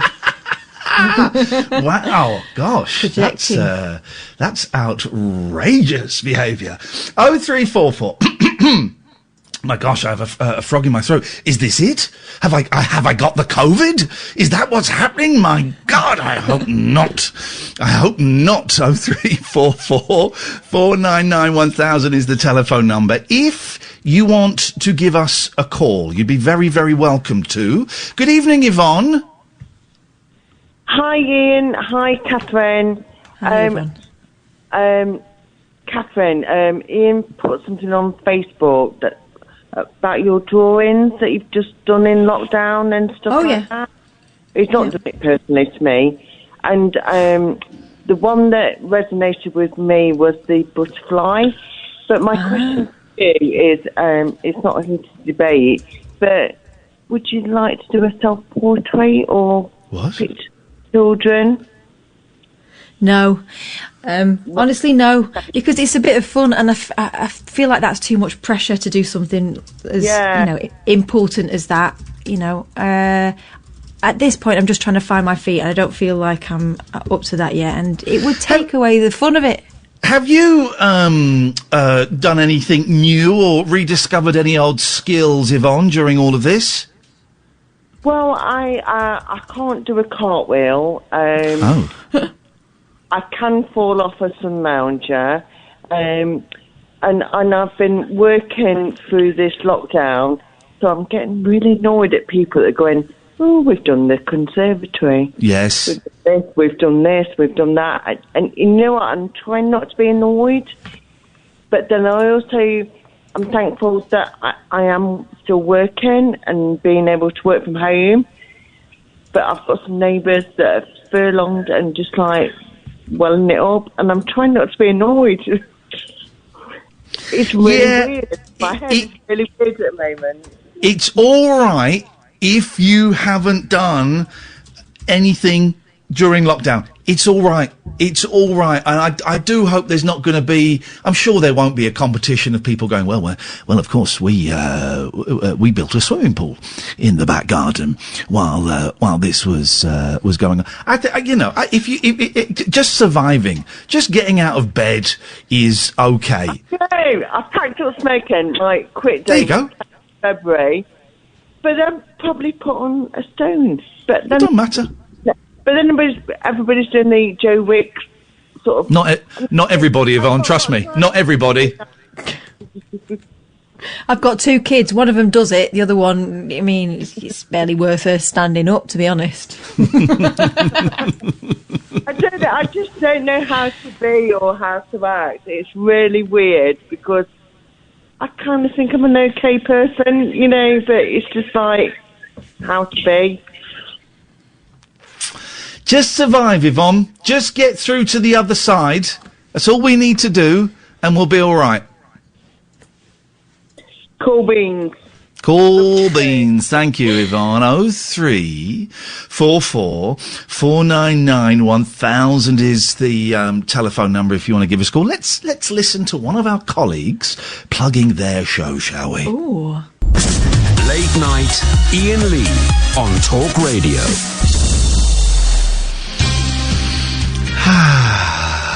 Let's just breathe. Let's just exist for a second. It's all right. It's all right. 0344. No, actually, Catherine, you trust me? Do you trust me, Catherine? Yeah, of course I do. Let's not take any phone calls for a while. Do you trust me? Yeah. You and me will just have a chat. Sam, I would love if you're...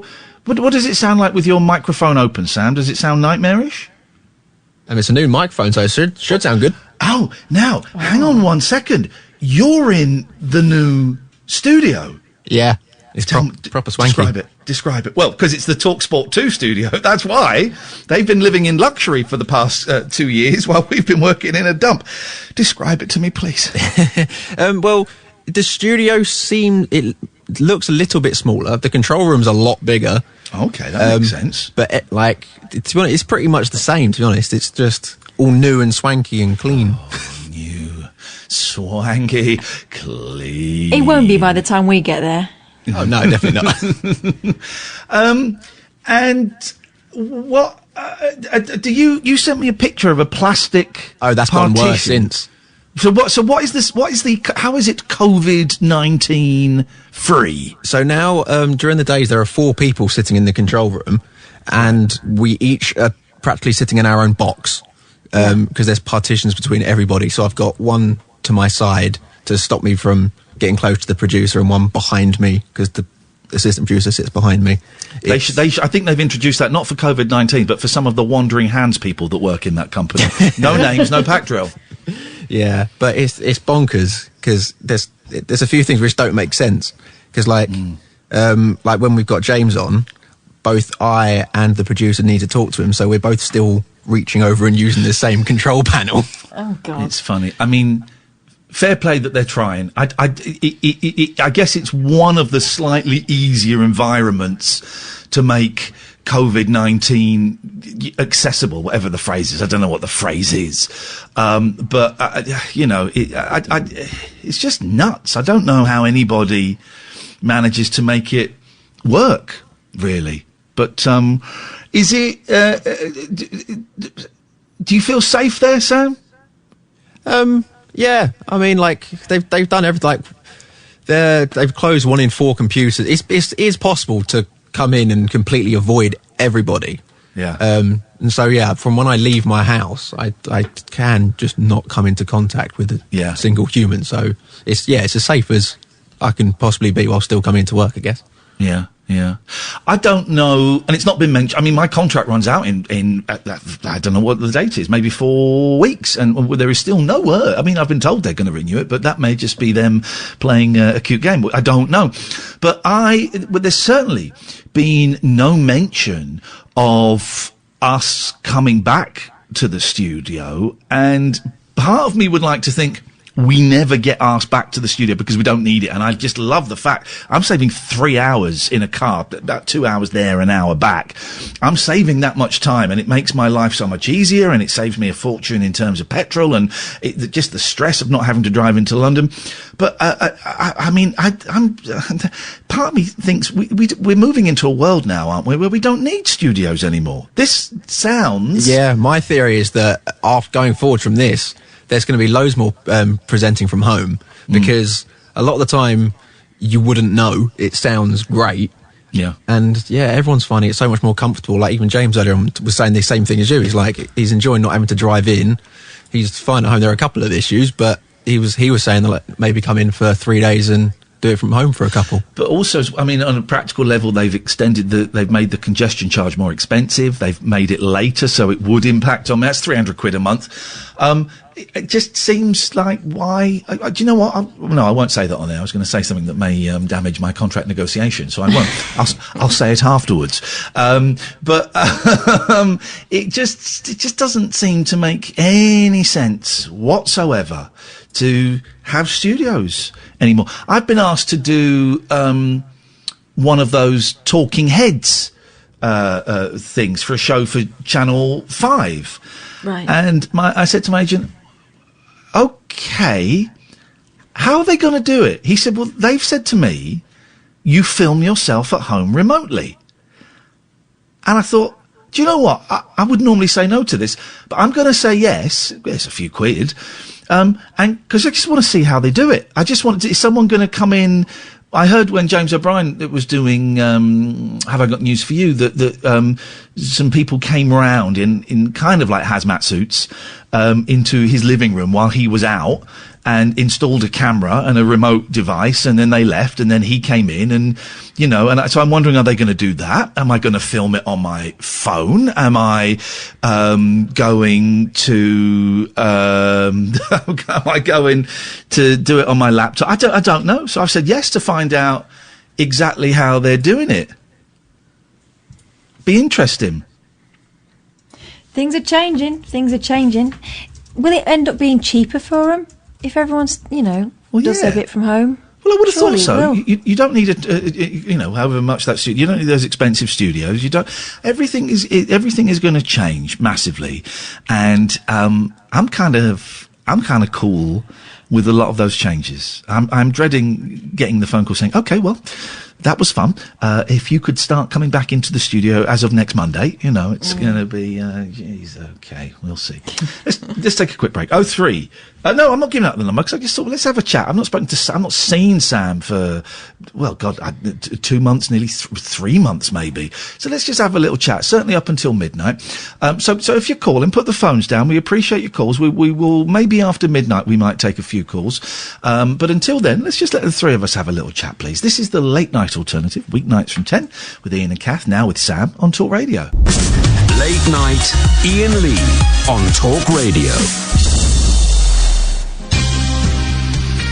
So,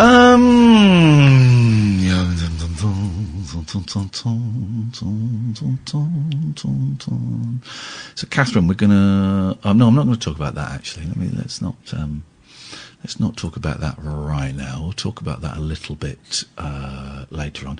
Oh, I'll tell you. I was an idiot today. Can I talk about that? Let's talk about that. Yeah. I was an idiot today. Sam, you know, we were doing some rabbit hole shows and we had a whole tour booked up before there was coronavirus. Yeah. And we managed to do one. We managed to do one of the shows in the tour, and it was in Cardiff on March the 8th at the fantastic Glee Club there. And it was it wasn't the biggest selling thing. It was about 65 people, something like that. And it was a really nice show, and it was the kind of, I was not, isn't it funny, Catherine? I made a point of not hugging or having physical contact with anybody. I may have hugged someone, and you were kind of still hugging people, and cause we stick around after the shows and talk to people, and you were still hugging people, and did you think I was being oversensitive, or did you think I was doing a thing? Excuse me, just typing away here in the background. Maybe a bit of both. Right. Okay. Oh, okay. Right. It was still very kind of. We were still joking about Corona, weren't we? At that point, it was like, oh, look at this. This is what's going to happen. It's all going to. Oh God, it's going to be terrible. We won't be able to. Do you remember when the cleaners started doing the sort of rather than hugging, doing the sort of leg shake, the foot kicks, and that was the a bit bum of wiggles. fun. Yeah, and that was a bit of fun. And we didn't never for 1 second thought it was going to end up like this. I mean, who did? Well, scientists and some people did. Some people did, and I didn't to start with, but I certainly did before you. I became the thing that swung it for me. I was swinging anyway, but the thing that really swung it for me was Daryl Morris, who does the show After Us, when he came in quite early on, and he mopped down the studio with disinfectant wipe, and I laughed. But then, almost immediately after laughing, I started thinking, actually, no, there's something there. There's something there. And I then, the next 2 days later, I tried to get some wipes and stuff, and that was the point. Someone messaged me a week ago saying, I've been listening to some of the old shows, either the full shows or the podcast. Yeah. And you've just said that the UK has had its first coronavirus death. That seemed like a lifetime, but doesn't that seem like 60,000 people ago? You know, it's a lifetime ago. Yeah. And it's such a weird old time. But yeah, so sorry, I was going off the thing. So we did this gig in Cardiff, and I thought, I'm terrible at sending invoices, and I didn't send the invoice for a month. So I sent it on April the 6th, I think. The show was on March the 8th, and I sent it on April the 6th. And as I sent it, the world was starting to change, and I thought, maybe I should have sent this a little bit earlier. And I emailed them today to chase up the money. So has this been paid yet? When can we expect it? And, this is 6 weeks later. And they said, they replied, we haven't got the money to pay you. We are expecting a loan in 2 weeks' time. We will pay you in full then. We will make the payment in full then. And I went mental. Like, I got properly angry. Because my head is a bit up and down at the moment anyway. But also in an old-fashioned, I've not been paid. We worked, they took money, and we have not I got proper working class labour. I want my money, and was unable to see the bigger picture. And I did what is always a bad mistake for me, and I got to stop it. I was upstairs in bed. It was this afternoon, and I sent a tweet from bed. Tweets from bed, Sam and Catherine, for me, never go well.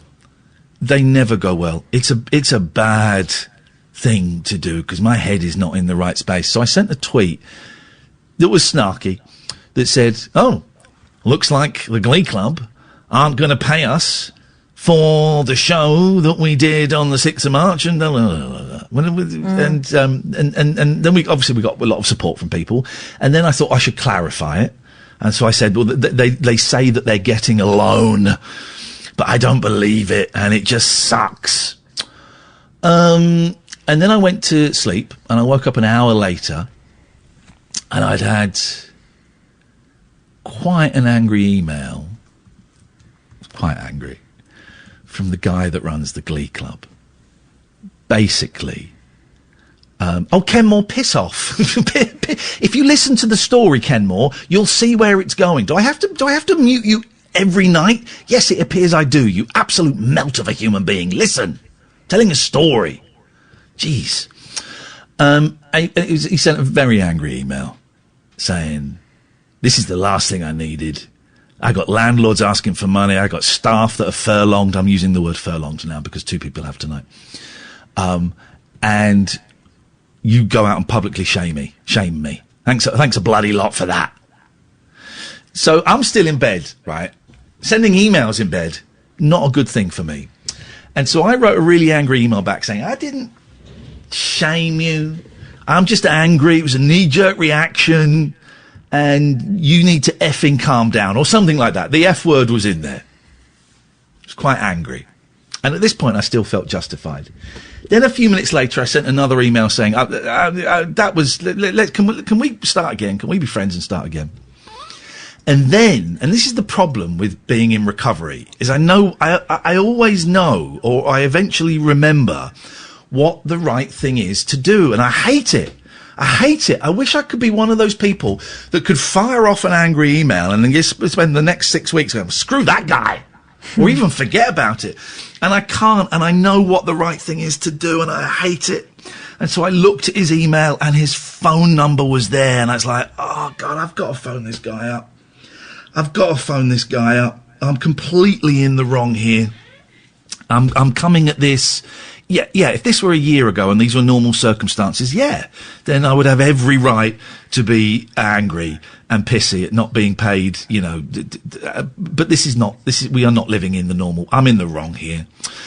And I phoned him up. I phoned the guy up and I said, "Hello, it's Iain Lee." He went, "Oh, hello." He's a really nice guy. We're both... "Oh, hello." I went, I'm so sorry. You're right. I'm wrong. I would have liked to have been told that there was going to be a delay in payment. That's what I was angry at. That I had to chase it up and there. I would have preferred it if you'd have reached out. But that tweet was snarky. That email was unnecessarily aggressive. You must be going through an absolute nightmare right now with all... They've got 6, 7, 8 venues, and they're good venues. The Glee Club is a great comedy club. I said, you must be going through an absolute nightmare. I am. The last thing you want is some idiot chasing you for, I think it's 600 quid. It ain't, in the great scheme of things, it ain't a lot of money. Can I afford to lose 600 quid? Yeah, probably. I'd rather not. It hurts, but yeah, I can probably swallow it if I have to. He was really, really gracious. He was really gracious. And I said, look, I'm going to delete the tweets and I'll go and write a nice tweet. And I'm sorry if this started a pile on. And we chatted about the future of live comedy in venues. And he told me how he's getting bank loans and overdrafts and all of this stuff. And he said he's had to lay off 100, well, I think they're furloughed 140 staff and he's down to about 6. And, it was a real I'm getting really good at spotting my messes quite early on and cleaning them up. The next step is to not get into those messes. But so I just want to say this on air. Those tweets about the Glee Club, they were unnecessary. Yeah, I was pissed off about not getting 600 quid. Who wouldn't be? But that was an old-fashioned... That was an anger that may have been righteous 6 months ago. But in a world where live venues we'll be lucky if we have any live venues in a year. You know, we did a nice show. We got to meet some nice people. Me and Kath had a laugh. You had a laugh. Okay, we lost a few quid. It doesn't really matter. So I apologise publicly to the Glee Club. I think they're great venues. And fingers crossed when this is cleared up, hopefully we can go back and do some shows there. But, my God, Catherine, what a day. What a day. Yeah. It's been a bumpy ride, hasn't it, this last sort of week or so? Yeah. It's tricky. Yeah. There we go. Well, here's a tweet. You just don't get it. You always do this. If I knew I was despised by many, I wouldn't give them more reasons to hate me. I guarantee everyone's switching out now after the way you treated that small business. Well, it's not a small business. It's a really, really huge business, actually, and that's partly the problem. It's a really, really huge business. And what's interesting is you seem to have missed the part of the story where I humbly apologised, and the only person who had the right to be angry with me, acknowledged why I was angry, and he apologised for upsetting me, and we were cool. That's the story that you may have missed. I don't know how you missed that part of the story. If you want to focus on the bit with me being a self-confessed dick, which I was completely out of order. If you want to focus on that bit, then do. I think that says more about you than it does about me. For me, the interesting part of the story is a man realising he's wrong, and apologising in public, and also having the decency to phone the guy up and apologise privately. Gosh, imagine being a dick on Twitter. Tweeter. Imagine. That's what the story was for me. But if you want to focus on that, then please do. If it helps your image of me being a selfish so and so, I am so cool with that. I am so cool with that, honestly. So that was my day. How's your day been, Sam? Standard. I'm just kicking around, not doing an awful lot during the days, which I love. Just playing games, watching films, the usual. But you're at home with your parents? Yeah, mum, dad, sister, girlfriend. Right. Your girlfriend's there? Yes. Oh, hello. I say, things have moved up a pace since we were in there. I don't remember you asking us for our opinion on this, Sam. I don't care about your opinion, mate. Do you ever think of that? I love it!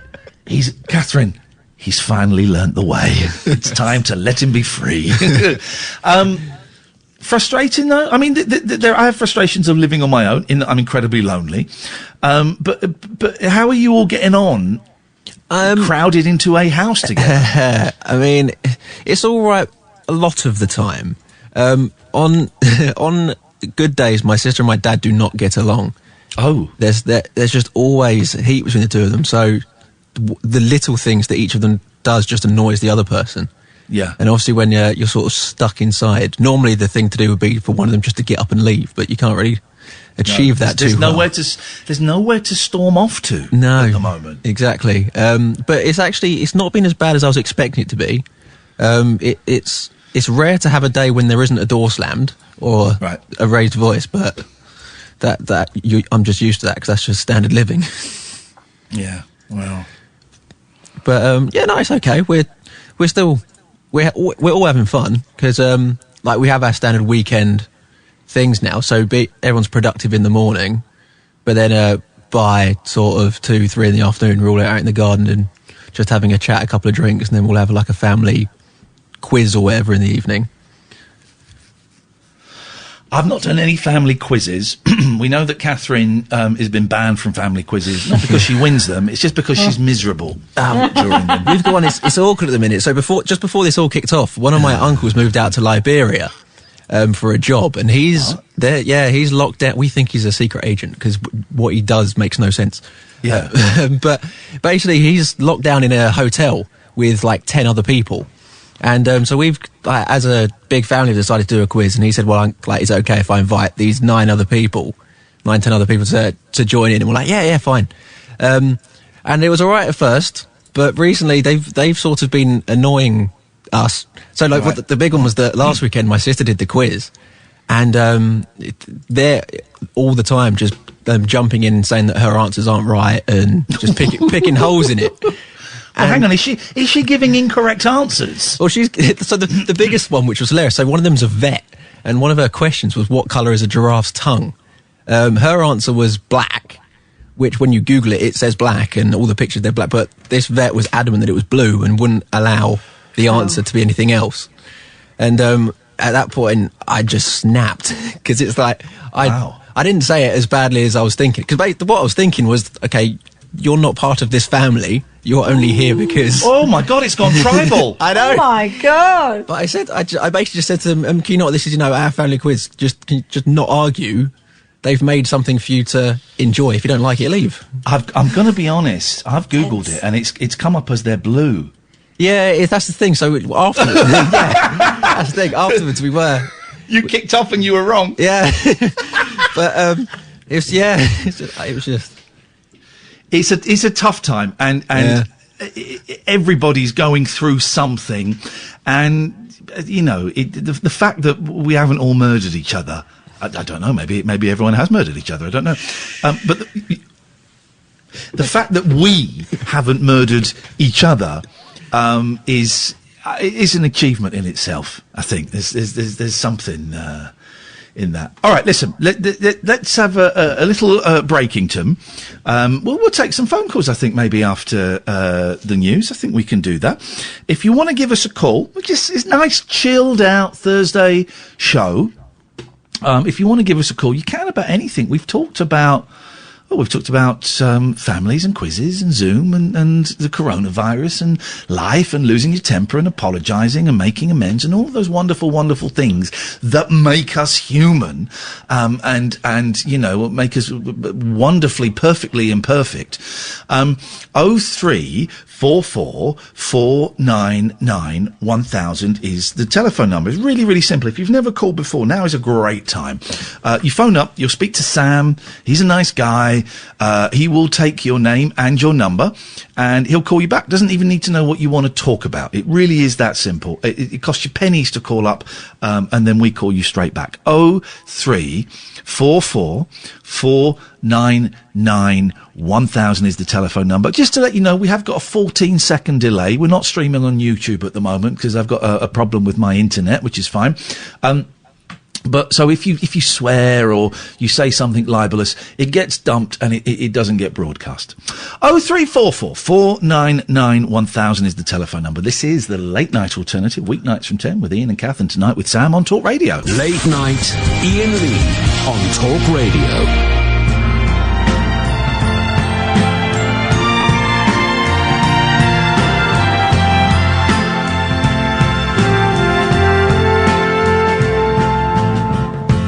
There's nowhere in the world that I would rather be than with you, my love. And there's nothing in the world that I would rather see than your smile, my love. For united we stand, divided we fall.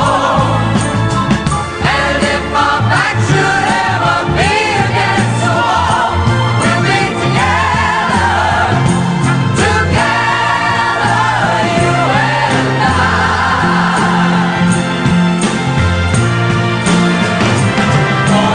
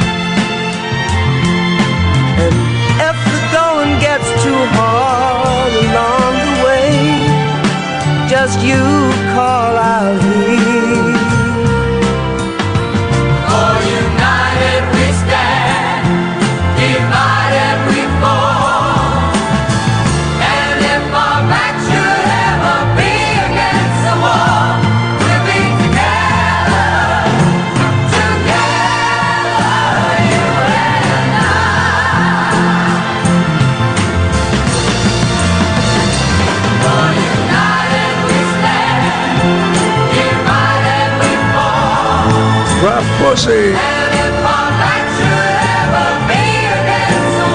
Stick a pencil out there.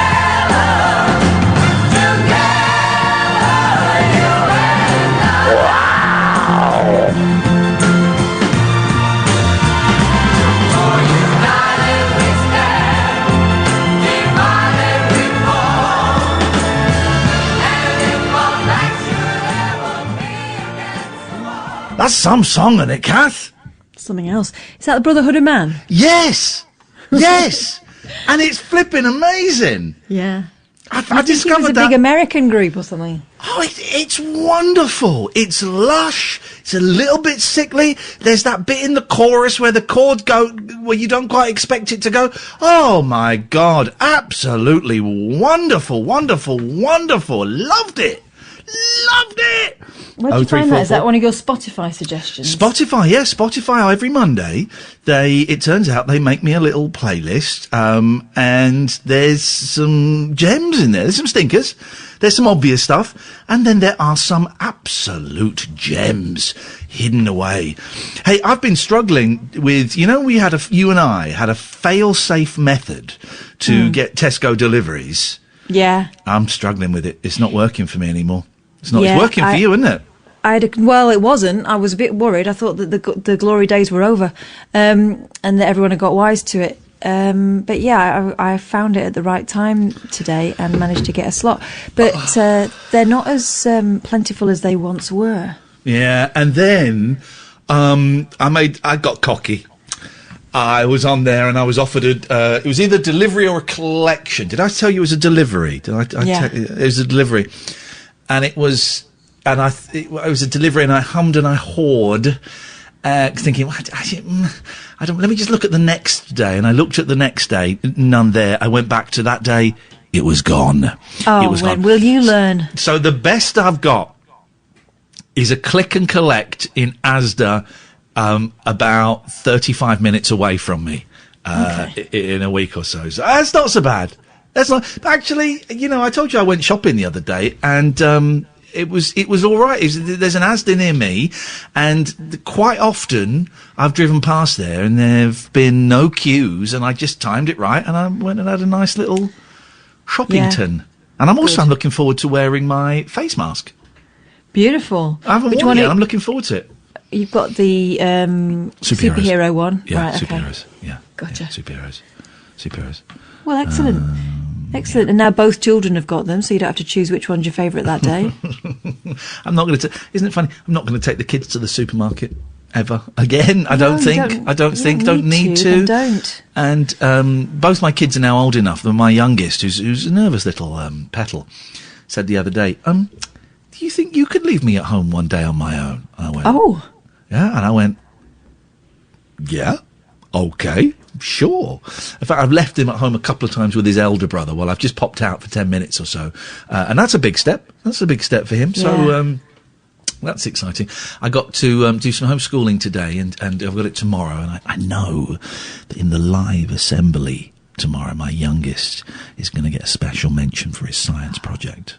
So that's really exciting. And he got 2 house points today. He doesn't know, that's why we're whispering. He doesn't know that yet. And I just know he finds the Zoom in the assembly, he can't be seen or heard. It's really nice. The headmaster and the deputy headmistress, they do like every Friday, they do a live assembly, and it's really sweet, and they do it really, really nicely, actually, and they're standing 2 meters apart, and one will speak, and then will kind of step back, and the other steps forward, and they do birthdays, and they mention people and stuff like that.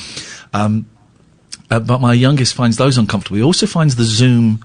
We're really lucky. His school have just started. I think it's this week. Maybe it was the week before. They've just started, and those calls I can see. I'll come to you in a second. Having like a little class with the teacher on Zoom, so that everyone can be seen, and you're allowed to chip in and stuff like that. And he hates it. Really, really hates it. Really hates it. And I've not made a big deal of it because I don't want it to be a big deal. And I think I've found out that the thing that worries him is not being able to leave the meeting at the end. I think he's worried about being stuck there at the end. Gosh. Yeah. And so I said to him, he's doing it on my laptop. I said, well, you know which button you need to press? He said, yeah, but I'm worried it won't work. I said, okay. Well, I've got a really simple way around this. Would you like me to show you? It's fail-proof. Fail-proof? Is that? Fail-safe. Fail-safe. Foolproof, fail-safe. He said, what's that? And I just closed the laptop. I said, that's all you've got to do. He said, no, I'll still be in the meeting. I said, no, you won't. I said, no, you won't. All you've got to do, try and click the button first. If that doesn't work, close that. He said, are you sure? I said, I'm absolutely sure that will get you out of that meeting. And that's given him a little bit more confidence. But he sits there frozen and terrified. It's a strange thing to see because he's a, go on. I was going to say it sounds strange, but actually I was that kind of kid, I think, that would worry about getting it wrong and worry about, being embarrassed. And yeah, I think I probably get it. Yeah. No, I get it. And it's just funny, the strange things that we consider to be insignificant can be huge for other people. And it's not just kids, it's for other people. Well, yeah, and you've got to remember that this is a kid who can't go to the loo at school without asking permission. Yeah. So to be left in full control of whether he's in there or not, that's a big thing.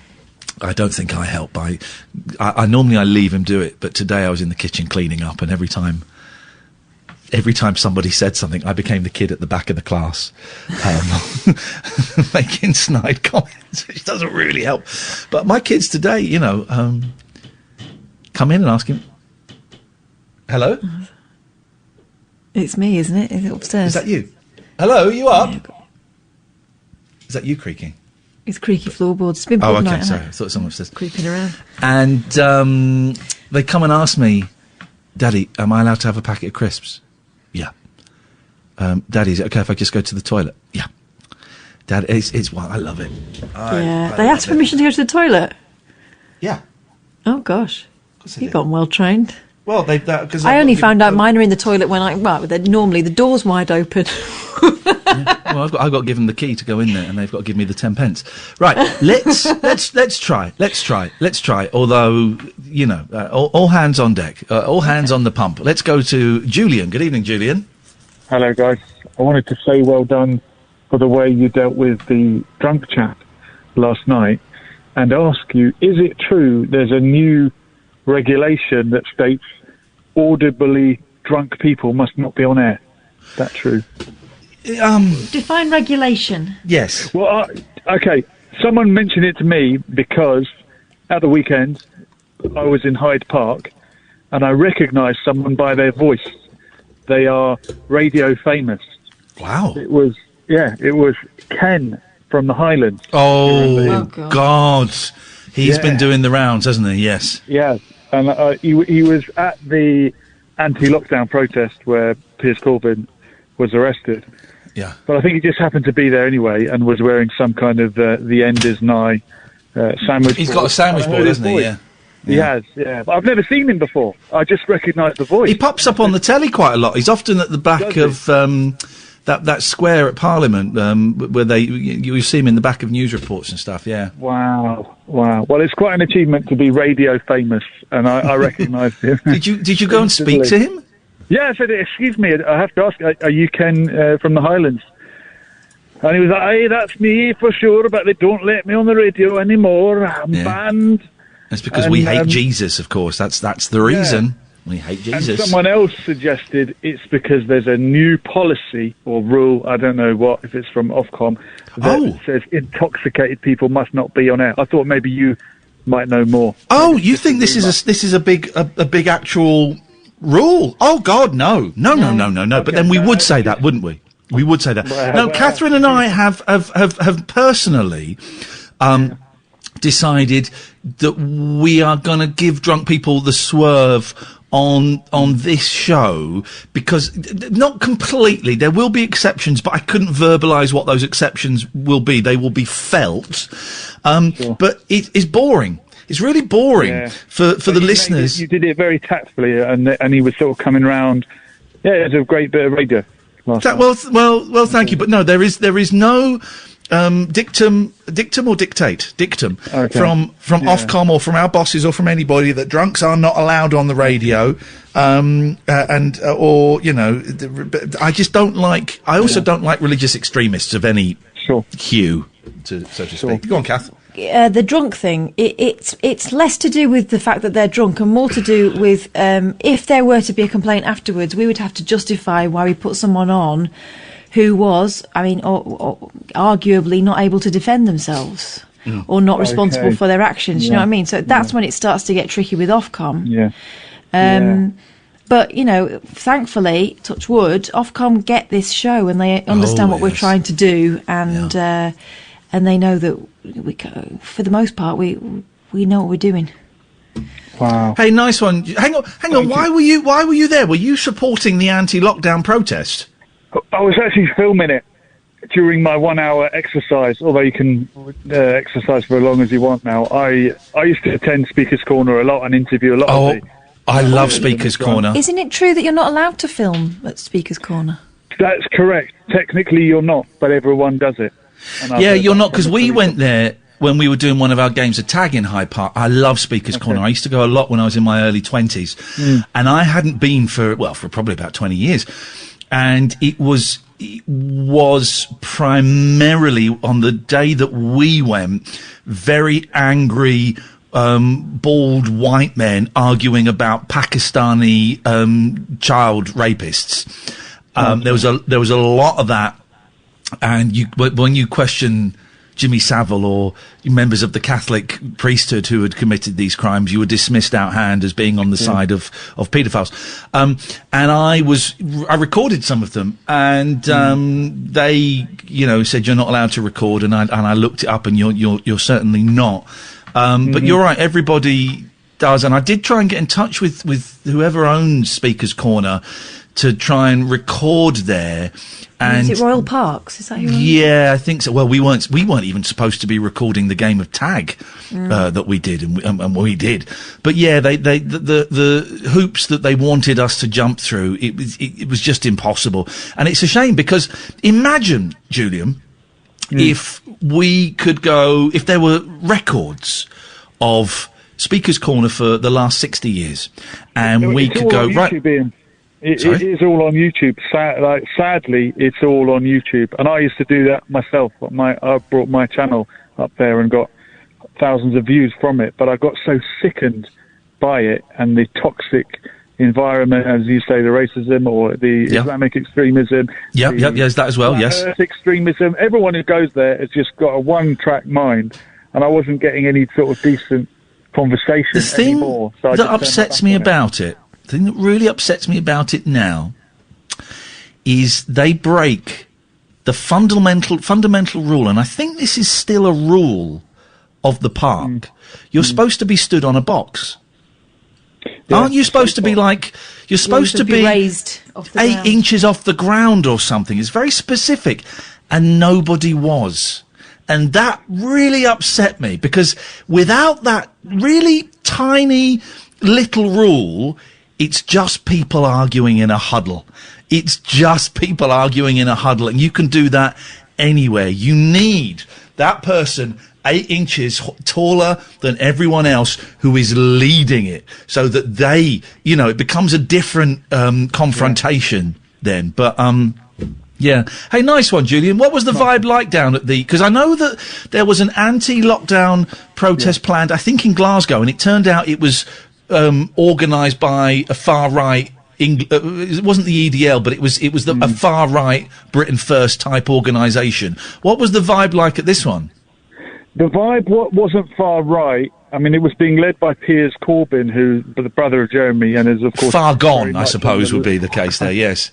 Yeah, I've had a few chats with him, and he's a lovely guy. Some of his views are pretty much out there. But he's obviously from the left, or would describe himself as such. So it was more of a hippie sort of vibe, you might say. But this whole issue has been made out to be a left versus right. People on the right toting guns in America want the lockdown lifted now, and people on the left want it to last forever. Surely the truth has got to be somewhere in the middle, as usual. As usual. Hey, Julian, nice to talk to you, man. Thanks very much. Nice one. Thank you. See you later on. Cheers. Cheers. 0344 499 1000 is the phone number. I should dig out. I've got... do you know, I probably don't have that recording of Speaker's Corner anymore. I've got a book on Speaker's Corner. It's a fascinating place. Fascinating. Let's take a quick break. This is the Late Night Alternative on Talk Radio. Late Night Iain Lee on Talk Radio. Oh, yeah. Let us go to... Let's go to John. Let's try John. Good evening, John. Good evening, Ian, and good evening, Catherine. John, what can we do for you? It actually relates back to last Friday. Several things, actually. You had a guy on who was a self-confessed clutterer. Oh, yes, we did. Yes, well remembered. And I just wanted to say that I think that possibly the reason that some people may have become like that is if their parents were people who sort of struggled to survive during the war when there was lots of shortages of things, and I can remember with my own parents that they were sort of really strapped for cash, and when they sort of used to do things, they if anything was left over, it was never sort of thrown away because you didn't know if you was going to be able to get another piece to replace it. Yeah, it's like the waste not, want not thing. Yeah, that's right. And I think that that's probably filtered down into some people. I mean, I know with myself that I've inherited some of those traits, but I'm not quite as bad as what that guy is as far as being a total clutterer. Yeah. But then I've got a friend who's the total opposite. I mean, anything that hasn't been used for like 2 or 3 weeks, it's no longer needed and it has to go over the tip. It's just unbelievable. And that kind of upsets me because I was brought up probably by the kids of that generation you're talking about, and it's if you've got something, you look after it. I still, for the most part, if I buy an electrical thing, it takes. I've only just started getting rid of the boxes. I always used to keep the boxes in case anything went wrong with it. You always had the guarantee, all that stuff, and I'm starting to loosen up a little bit like that. But I do look after things, and it really kills me to throw something out that's not broken or unused. Oh God, no, I couldn't. Yeah, I mean, I went over and I put up an external LED light at the front of his garage, at the front of his house for him, and as soon as the lamp had come out of the box, he'd crushed the box up and threw it all away. And then 6 months later, there was a fault on the lamp. And of course, he got me to go back and refit another one. So I said to him, "What did you do with the bill?" And he said, I ditched it with the box. So I said, "Well, look, do yourself a favour. It looks like there might be a fault in this batch of lights. This time, put the bill in the empty box and go and put your empty box up in the loft so that you're not tempted to throw it away. And then if the light goes kaput again, you've got the box and you've got the bill and we can take it back and we can get a new one." And he looked at me and I said, "Don't argue with me, just go and do it. Put it up in the loft now and he won't throw it away." And sure enough, 6 months down the line, the light went again and he was sitting there with the box and the bill, sort of all proud. Like, we took the light down, went back to Screwfix and they gave us another one. But it's just an obsession that anything that's empty or not been used, he's just got to get rid of it. And he comes round my place sometimes and he goes, and I can see he's all edgy and tetchy and he wants to pick something up and, you don't really need this, do you? Let's throw it away. And then he drives me mad. John, thank you very much indeed. 0344 499 1000 is the telephone number. If you want to give us a call, Steve and John, stay there. Going to come to you in a second, and Niall as well. 0344 499 1000 is the telephone number. So, how are you finding homeschooling, Boyley? Not too. Oh, Catherine? My God, we've lost her. Sam, are you still there? Maybe it's me that's gone. No, I'm still here. She's just Where gone. did she go? Maybe she's finding it more stressful than we thought. Should I give her a call? Why not? Let's phone her up. Hang on a second. Oh God, I shouldn't have mentioned homeschooling. That was it.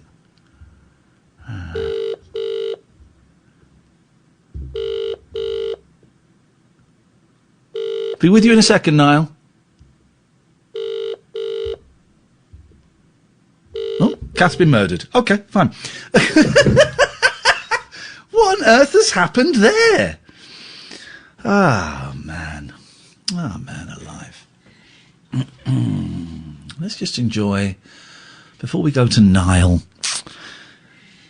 let's just enjoy a moment's peace. A nice little bit of peace on the radio. I think so. She could still be talking, and she probably is. She probably is. Just doesn't know. Knowing Catherine, she probably is. That's what I miss. I tell you what, because Kath came round last week to do the show, it just dawned on me that's the first in about however long this has been, 8 weeks. No, I don't. I've got no idea. Be with you in a second now. Absolutely no idea. But it's the first time I've sat down and had a conversation with an adult. I've spoken to my ex when I picked the kids up. How you doing? Everything all right? And obviously we chat on here, and I speak to Kath on WhatsApp and stuff. No, you're out, Catherine. She's just messaging me. Am I still on? No, you're out. You're right. She was talking. It just dawned on me that's the first time I've actually sat down face to face with an adult and had a proper conversation. It's just been insane. Let's take a quick break while we try and get Kath back. This is Talk Radio. Late night, Iain Lee on Talk Radio. Sam, where are we? She's dead. Not dead. That would be terrible. You caused it. What did I do? You brought up stress, and then it obviously just caused her room to explode. Let's go to Niall. Let's go to Niall in a minute. If you do want to give us a call, we're here. Well, hang on. What day is it today? It's Thursday, so that's Daryl is coming up at 1 o'clock, and I'll. Yeah, okay. So Daryl's coming up afterwards.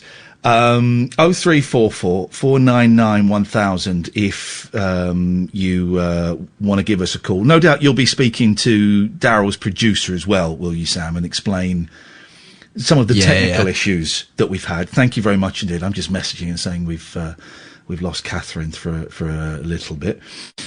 So they got that. Oh my God, what was that? Jesus, what was that? What happened? I think it was a daddy longlegs. I think it was. Oh, it's a daddy longlegs. Oh! I just grabbed it and squashed it in my bare hand. That is. Oh no, it's still alive. Go, Jesus, go away. Go away. Surprised none of your cats got that. I don't know where the cats are. Absolutely no idea. They might be asleep with. Might be asleep upstairs with the boys. I'm really tempted. Just.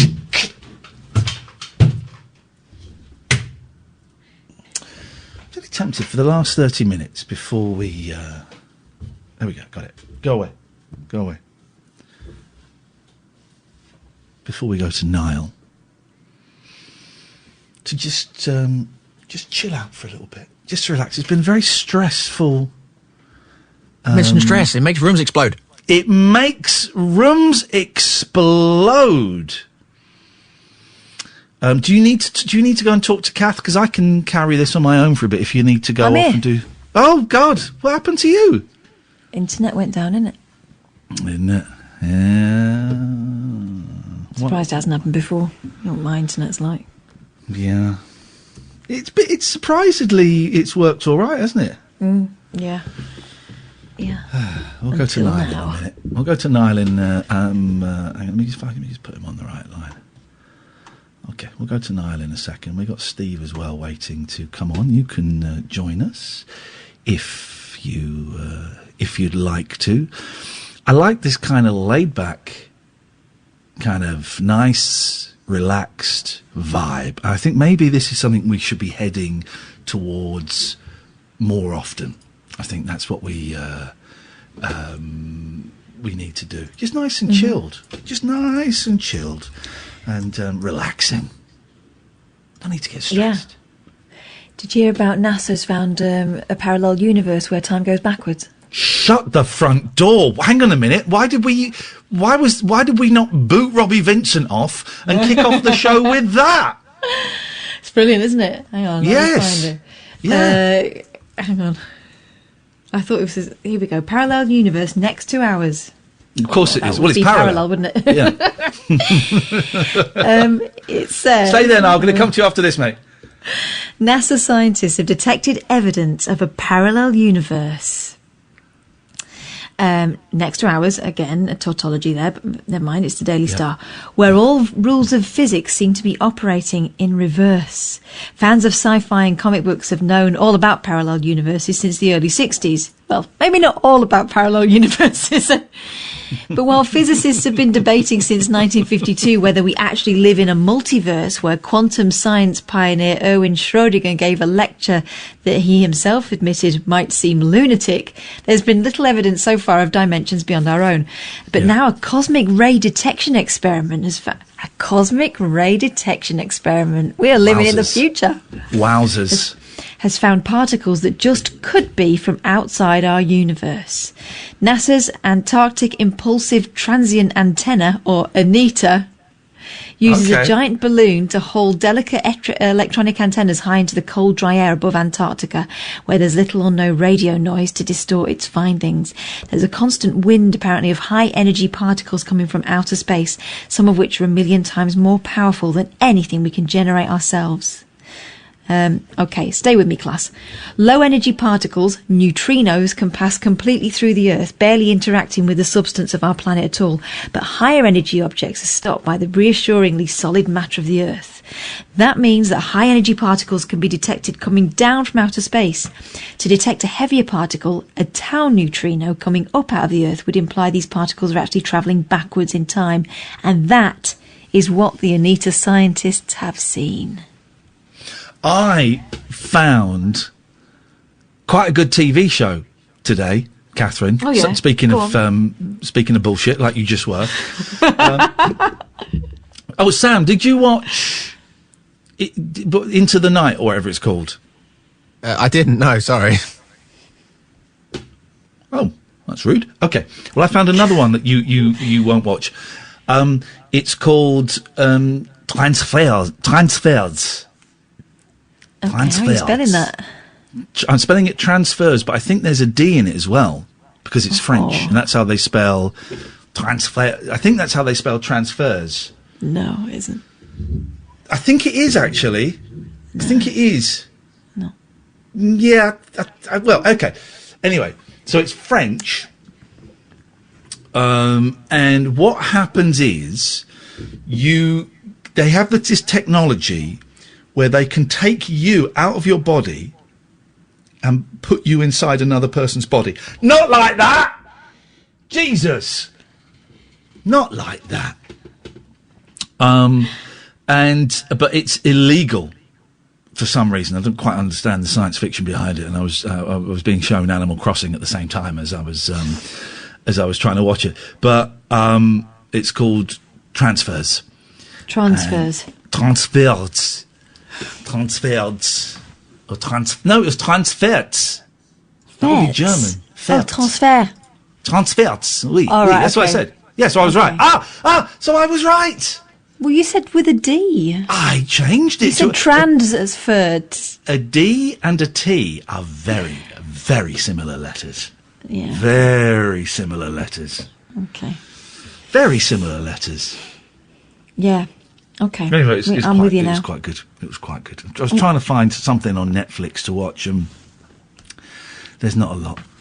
Really. I want to watch the Tony Slattery documentary everyone's been tweeting us about. That was tonight, wasn't it? I don't want to watch it when I've got the boys in the house because I'll be blubbing. I'll be blubbing, I think. It is very moving. Yeah. You know, and we took to him, didn't we? What a nice fella. He texts every now and then. He'll text me. Yeah. But he never replies to my texts. No, Peculiar well, gentleman who I've got a lot of love and respect for, you know, and just a really, really nice guy, and wish him nothing but the best. And you know. Yeah. Let's go to Niall. Oh no! Niall's just gone. Oh, sorry if I kept you waiting so long, mate. Give us a call back and I'll put you straight on. I'm so sorry. I'm just enjoying the relaxed vibe here. So I apologise about that. Give us a call back, Niall, and we'll put you straight back on. I promise. 0344 499 1000 is the telephone number. If you want to give us a call, you're very welcome. Let's take a quick break. This is the Late Night Alternative. It's weeknights from 10. Ian and Kath and Sam is popping in every now and then on Talk Radio. Late Night Iain Lee on Talk Radio.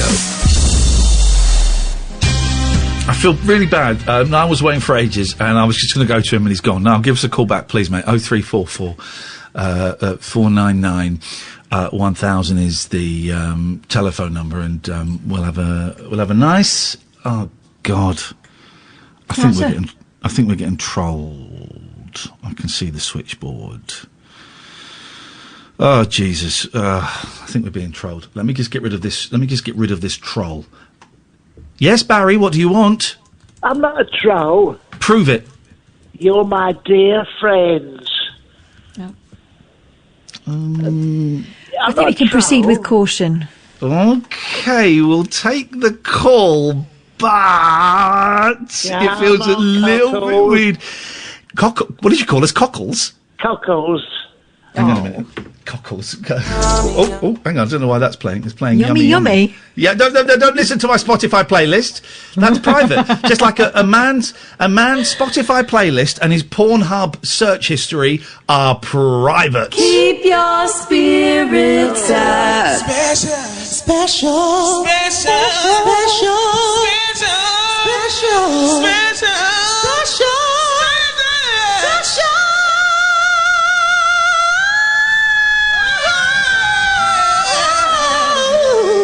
Yeah, Barry, welcome. Keep your spirits up, special. Keep your spirits up, special. What have you got planned for us tonight? Oh, well, I don't know if you got anything set up. I was a little bit lacklustre, didn't have many ideas for tonight. Well, you could have not phoned in. Well, I want to keep people's flipping spirits up. But you want us to do all the work. With respect, this feature is yours. Me and Catherine are busy prepping a 3-hour, award-winning, Guardian-recommended radio show. We haven't got time. We haven't got time to come up with the content for your crappy 5 minutes. It's very prep-heavy, this show. Yes. All right. I'm willing to answer any questions anyone has for me. I'll even do a dare. I'll do a dare. I dare you to flick your balls. Ooh. Hold on, just a minute. Can you get that low? You come and flick my balls. You're busy. Put that down. Turn it off and come back down out of bed. Oh dear, hold on, she's busy. It was like, turn it off. Okay, what's she doing? She's got something. I don't know what she did. She turned something on. I said, turn it off and come down and... Hold on, the dog's around here somewhere. No, don't get the dog to do it. Don't get the dog to do it. Hello, darling. No! Hold on, he's wagging his tail. If I just hover over... No, don't get the dog to flick your balls with his tail. Oh, there we are. If only you had video evidence of that. Oh, jeez. You'd be taken off there. You would be taken off air. Okay, well, why don't... here we go. Why don't me and Catherine play a fun game with you, okay? I love it. Yeah? Do you... You listen to the show, don't you? Sometimes. Well, my bits, yeah. Right. Have you ever heard any other bits of the show that you weren't on? I liked the bit the other day about the Sumerian tablets. when you was very rude to that man who insists on telling cab drivers their religions are all wrong. I enjoyed that enormously, especially when you called it the Somalian tablets or whatever they're called, because you hadn't really been listening. That was a classic. I even texted Catherine to say, I'm finding this excruciating. You text that quite a lot, to be fair. And her reply was, you'll get used to it. What are the Simulian tablets, though? Simulian? I don't know, but I enjoyed your disdain. I don't think there's enough disdain in the world these days. There's a lot of aggression, there's a lot of nastiness, but there's not enough disdain. Casual disdain. That's what I like. That was Kath's nickname at school. Hashtag haughty. Oh yeah, hashtag, was that what he was known as? Hashtag 40. Hashtag naughty, more like. Naughty haughty. I love it when you're naughty haughty. Especially with a hot water bottle. What? Is there anything less sexual, less sexually arousing than the word botty? No, botty, actually. No, then a hot water bottle. Yeah. Go on, what's less sexy than that? Bed socks. Oh, that's true. Yeah. What Pop about socks. The Dutch oven as well is fairly disgusting. That's disgusting. It's a passion killer. You have to push through, don't you? You know, like, oh, jeez, no. I don't like it when my Margaret snores right in my ear. I don't like that. You can hear all her larynx all going, all vibrating. Oh, God. It's disgusting. Yeah. Okay, well, that presented us with a lovely image. So, I thought we would have a quick round of lock poker. Oh, yeah. Let's do it. Okay, I'll go first, then it's Catherine, then it's Barry from Watford. Okay. Padlock. Hose lock. Hose lock? I've never heard of that. It's a proprietary brand. It's a thing that you can stick on the end of your hose. Okay, all right. Why would you stick a lock on the end of a hose? It locks on. It's like, I guess they've sort of patented the design. Anyway, hose lock. To be honest, I know what it is. You twist it like a can opener, don't you? And it tightens over the tap. Well, hello. Yeah, that's the old-fashioned way of doing it. Okay. What about this combination lock? I love it. What about this one then? Yes. Crook lock. Oh, I used to have those. You don't see crook locks anymore, do you? Or crook lock. You don't see them anymore. No. Do you? I wonder why. It immobilises. I think that would stop car. I think that would bring car crime down massively. Yes. Sorry, Barry. Have you got to be somewhere? I just feel like you want us to speed up so you can go. I'm desperate to get my next one in. And It's my turn. It's my turn. It's my turn. Oh. It's my turn. Dreadlock. Oh, you genius! Here we go. Hammerlock. What is that? There's a wrestling hold, a hammerlock. What do you know about wrestling? Oh, I know an awful lot. I'm married to a wrestler. Okay. His name's Jesus, right? Footlocker. Well, that's not. That's very. No. Why? Hang on. Why are we saying no? Because locker. All right. I've got it. You ready? Yeah. Lockdown. Beautiful. Lockdown. Okay. Oh, you allowed to have lock as the first word as well. Well, lock. Yeah. Deadlock. Which one? Deadlock. Oh, Deadlock. Okay, hold on. I did have one. Oh, God. Hemlock. Yes, okay. Locksmith, because you're allowed to have lock as the first one as well. Oh, I got it. Okay. Lock up. Oh, that's good. Yeah, it's taking lock down and twisting it on its head. Yeah. What about Different thing. locket? A locket. Yeah. A locket. Yeah. Okay. Yes. You wouldn't allow foot locker, but locket. Sure. No, why are not? we allowing locket if didn't allow locker? It doesn't seem fair. No, well, I Okay. think locker should have been allowed. So locket is fine. Yeah, of course it's fine. Oh. Did we say locksmith? We did, didn't we? Yes. Okay. All right. Yeah, it is. Yes. Yes. Yes.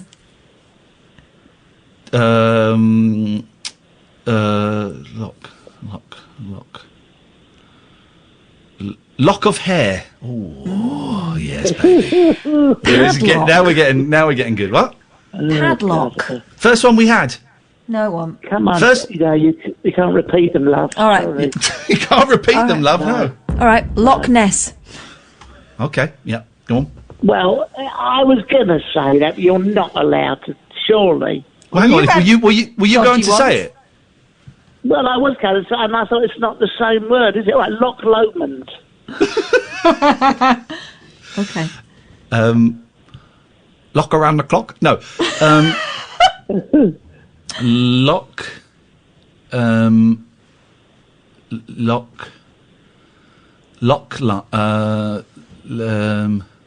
Lockluster. That's not a word. Hang on. 10. Oh, whoa, guys. 7, 6, 5, 4, 3, 2. No, lock. Oh! I'm out. It's the death match. It's the lady versus the man. Lovelock. What is that? It's those that vandalism people do in Paris on the bridges. They put love locks I on, thought it was don't a thing. I thought it was that when you put a thing around your balls and so you couldn't knock one out. Excellent. Until I'll save that for next time. Okay. As a Prince Albert. Yes. It's a cage, isn't it? I can feel the nation rooting for me. Oh. Joseph Locke, the singer. Well, what did he sing? What did he sing? Joseph Locke, was it Coming to the Parlour? You're making this up. Come into the parlour and squeeze my nuts. Come into the parlour and squeeze my nuts. 10, 9, Let's remember 8, that. It's wonderful. 7, Okay, 6, 5, 4, 3, 2, 1. Come into the part. I don't know, but we will never be. Squeeze my nuts. I do know the song. Come into the parlour and squeeze my nuts. Come into the parlour and squeeze my nuts. But that wasn't Joseph Locke. That was Terry Cock. sorry. Okay. Okay. Barry, Well, thank it's you. been a real pleasure. What do I win? What do I win? You get to flick Barry's balls and then Come go here, into Barry. the parlour and squeeze them. I can get there if I get in a cab now. That's one's bigger than the other. I can get there. Well, hang on, I can get there in a minute if I get an Uber. Okay. We'll stay there. Goodbye, Barry. Bye-bye. Where's that talc? Hold on. Right, see you shortly. Bye. Ta-ra. Bye-bye. 03444991000. Let's try. He's a dirty Steve. old goat, isn't he? He's horrible. He's a horrible human being. Let's try Steve. Good evening, Steve. Oh, hello. Wow, I didn't think I'd get through. You did get through, though, Steve. What can we do for you? I was going to mention about Speaker's Corner. Oh, yeah, go on. I heard you guys talking about it. Yeah. I used to go quite regularly. But the guy who was talking before, he's absolutely right. It has changed. So when did you used to go just to hang out for the theatre of it? Because it's an amazing experience. Or did you go and speak? No, I just used to watch. I liked all the different discussions that were going on. It was mostly civil in the old days. Yeah. But there used to be like an old Christian guy who used to be like a landmark. I forget his name now, but he was great. But yeah, it has definitely changed. I went down to try and see some of the old faces, but it all changed. And where the old religious guy used to stand, there was now like a bunch of far-right guys on one side, Yeah. And some Islamic extremists on the other. Yeah. And dump. 0344 499 1000 is the telephone number if you want to give us a call. See, he waited an hour for that. Sounds like he's old enough to know better, but never mind. I knew it was coming. Yeah. I knew it was coming. So everyone knew it was coming. Everyone knew it was coming. Well, unfortunately, his mates weren't watching. All right. Well, I think we're done for calls for the moment. I have to say, Sam called that one right, by the way. So Sam knows. But I think we're done for calls for the night, which is fine. I've enjoyed it tonight. Tonight has been a fun show, and it's been a lot of fun. I'm thinking I might take next week off, Catherine. I wonder what you would do. Well, I wonder too. Let me have a think. Okie dokie. I'm just thinking maybe a little Breakington. Well, after tonight's experience with my internet, I don't know whether I can trust it. What happened? Did it just gave up? Just said, no, it had enough. And I restarted my computer, and the Sky Heal Itself thing came on, and it sorted itself out. No, but there you go. very dodgy business. There you go. Yeah, it's I'm surprised mine is. I mean, I'm plugged in. I'm plugged in, and being plugged in makes all the difference. But I'm surprised it's managed to. Was that your stomach? I don't know. Was it yours? No. Well, I don't know. Maybe it was. Maybe it was. It might be mine. I've been reading this story. Have we got time? We've got plenty of time, yeah, of course we do. Man buys girlfriend congratulations cake. Why? Because she finally farted in front of him. Oh, crikey. 3 years together. Kaylee Warren, 21, finally farted in front of her boyfriend, Ryan McCurlin, breaking a pact that they'd made 1 month into dating. In a relationship, there are many milestones to celebrate with one another, from the first time you met to meeting the parents to saying I love you. One couple from Queensland, Australia, celebrated a slightly unconventional occasion, the first fart. The pair had made this pact a month after dating, with Kaylee promising Ryan never to fart in front of him, and if she did, he had to buy her a sweet treat. Oh, this is horrible. Why are you doing this? I know. Kaylee finally popped the pact during isolation, and Ryan, 24, bought her a fancy cake with a sweet message in the icing. According to Ryan, Kaylee let rip one night, went in bed with him, and he gifted her the decadent cheesecake, which read, "Took you 3 years, congratulations." Jesus Christ. Why are you sharing this with us? Because we've all been in those relationships, haven't we, where we haven't dared do anything like that, and then it suddenly happens, and it's kind of a moment. No? Well, you know that You fart all the time. I'm not a major farter in front of people. I would have to be could ill. not go for a number 2 on the same floor as my wife. I mean, the toilet on the same floor. I wouldn't go on the floor, obviously. We had toilets. But I wouldn't. I had to be in a different building. Different floor Okay. to Gosh. do it. Wow. But the farting, was that a thing? I couldn't fart in front of my missus, no. That's why I got divorced, because I had terrible stomachache. I was desperate. I'm making up for it now. Flipping it. Let's go to... I don't know if we can trust this guy. Good evening. Let's try Daryl. Good evening, Daryl. Oh. Hey, man, how you doing? Oh, he sounds like a wrong-un. He sounds like an absolute wrong-un. How you doing, Daryl? You all right? Good evening. I'm all right. How you doing? I'm good. Have you got Michaela there tonight? Here she is. Hey, Michaela, how are you doing? I'm doing good. How are you doing? All right, really tired actually. It's been I tend to have my boys on a Thursday and Friday, so it's homeschooling, and I was awake at 6:30 this morning, and so I'm really, really tired. But I'm all right, thank you. How are you finding? I'm not breaking any secrets by saying you two are partners, am I? No, that's widely known. That's out there. How are you? Okay, how are you finding, Michaela, doing the show with your partner? Is that weird? Is that okay? Is that cool? Or is it, how does it work? It's okay. Oh, that was a big That was a really big high-pitched there. That was from a point of I don't do this. That this is new to me. So I was really nervous when I first started. Yeah. It's going well. He did leave me once. He left me in the studio by myself, and I really panicked. Really panicked. Why? Can I ask why you panicked? What did you panic about? I didn't know what to talk about. Yeah.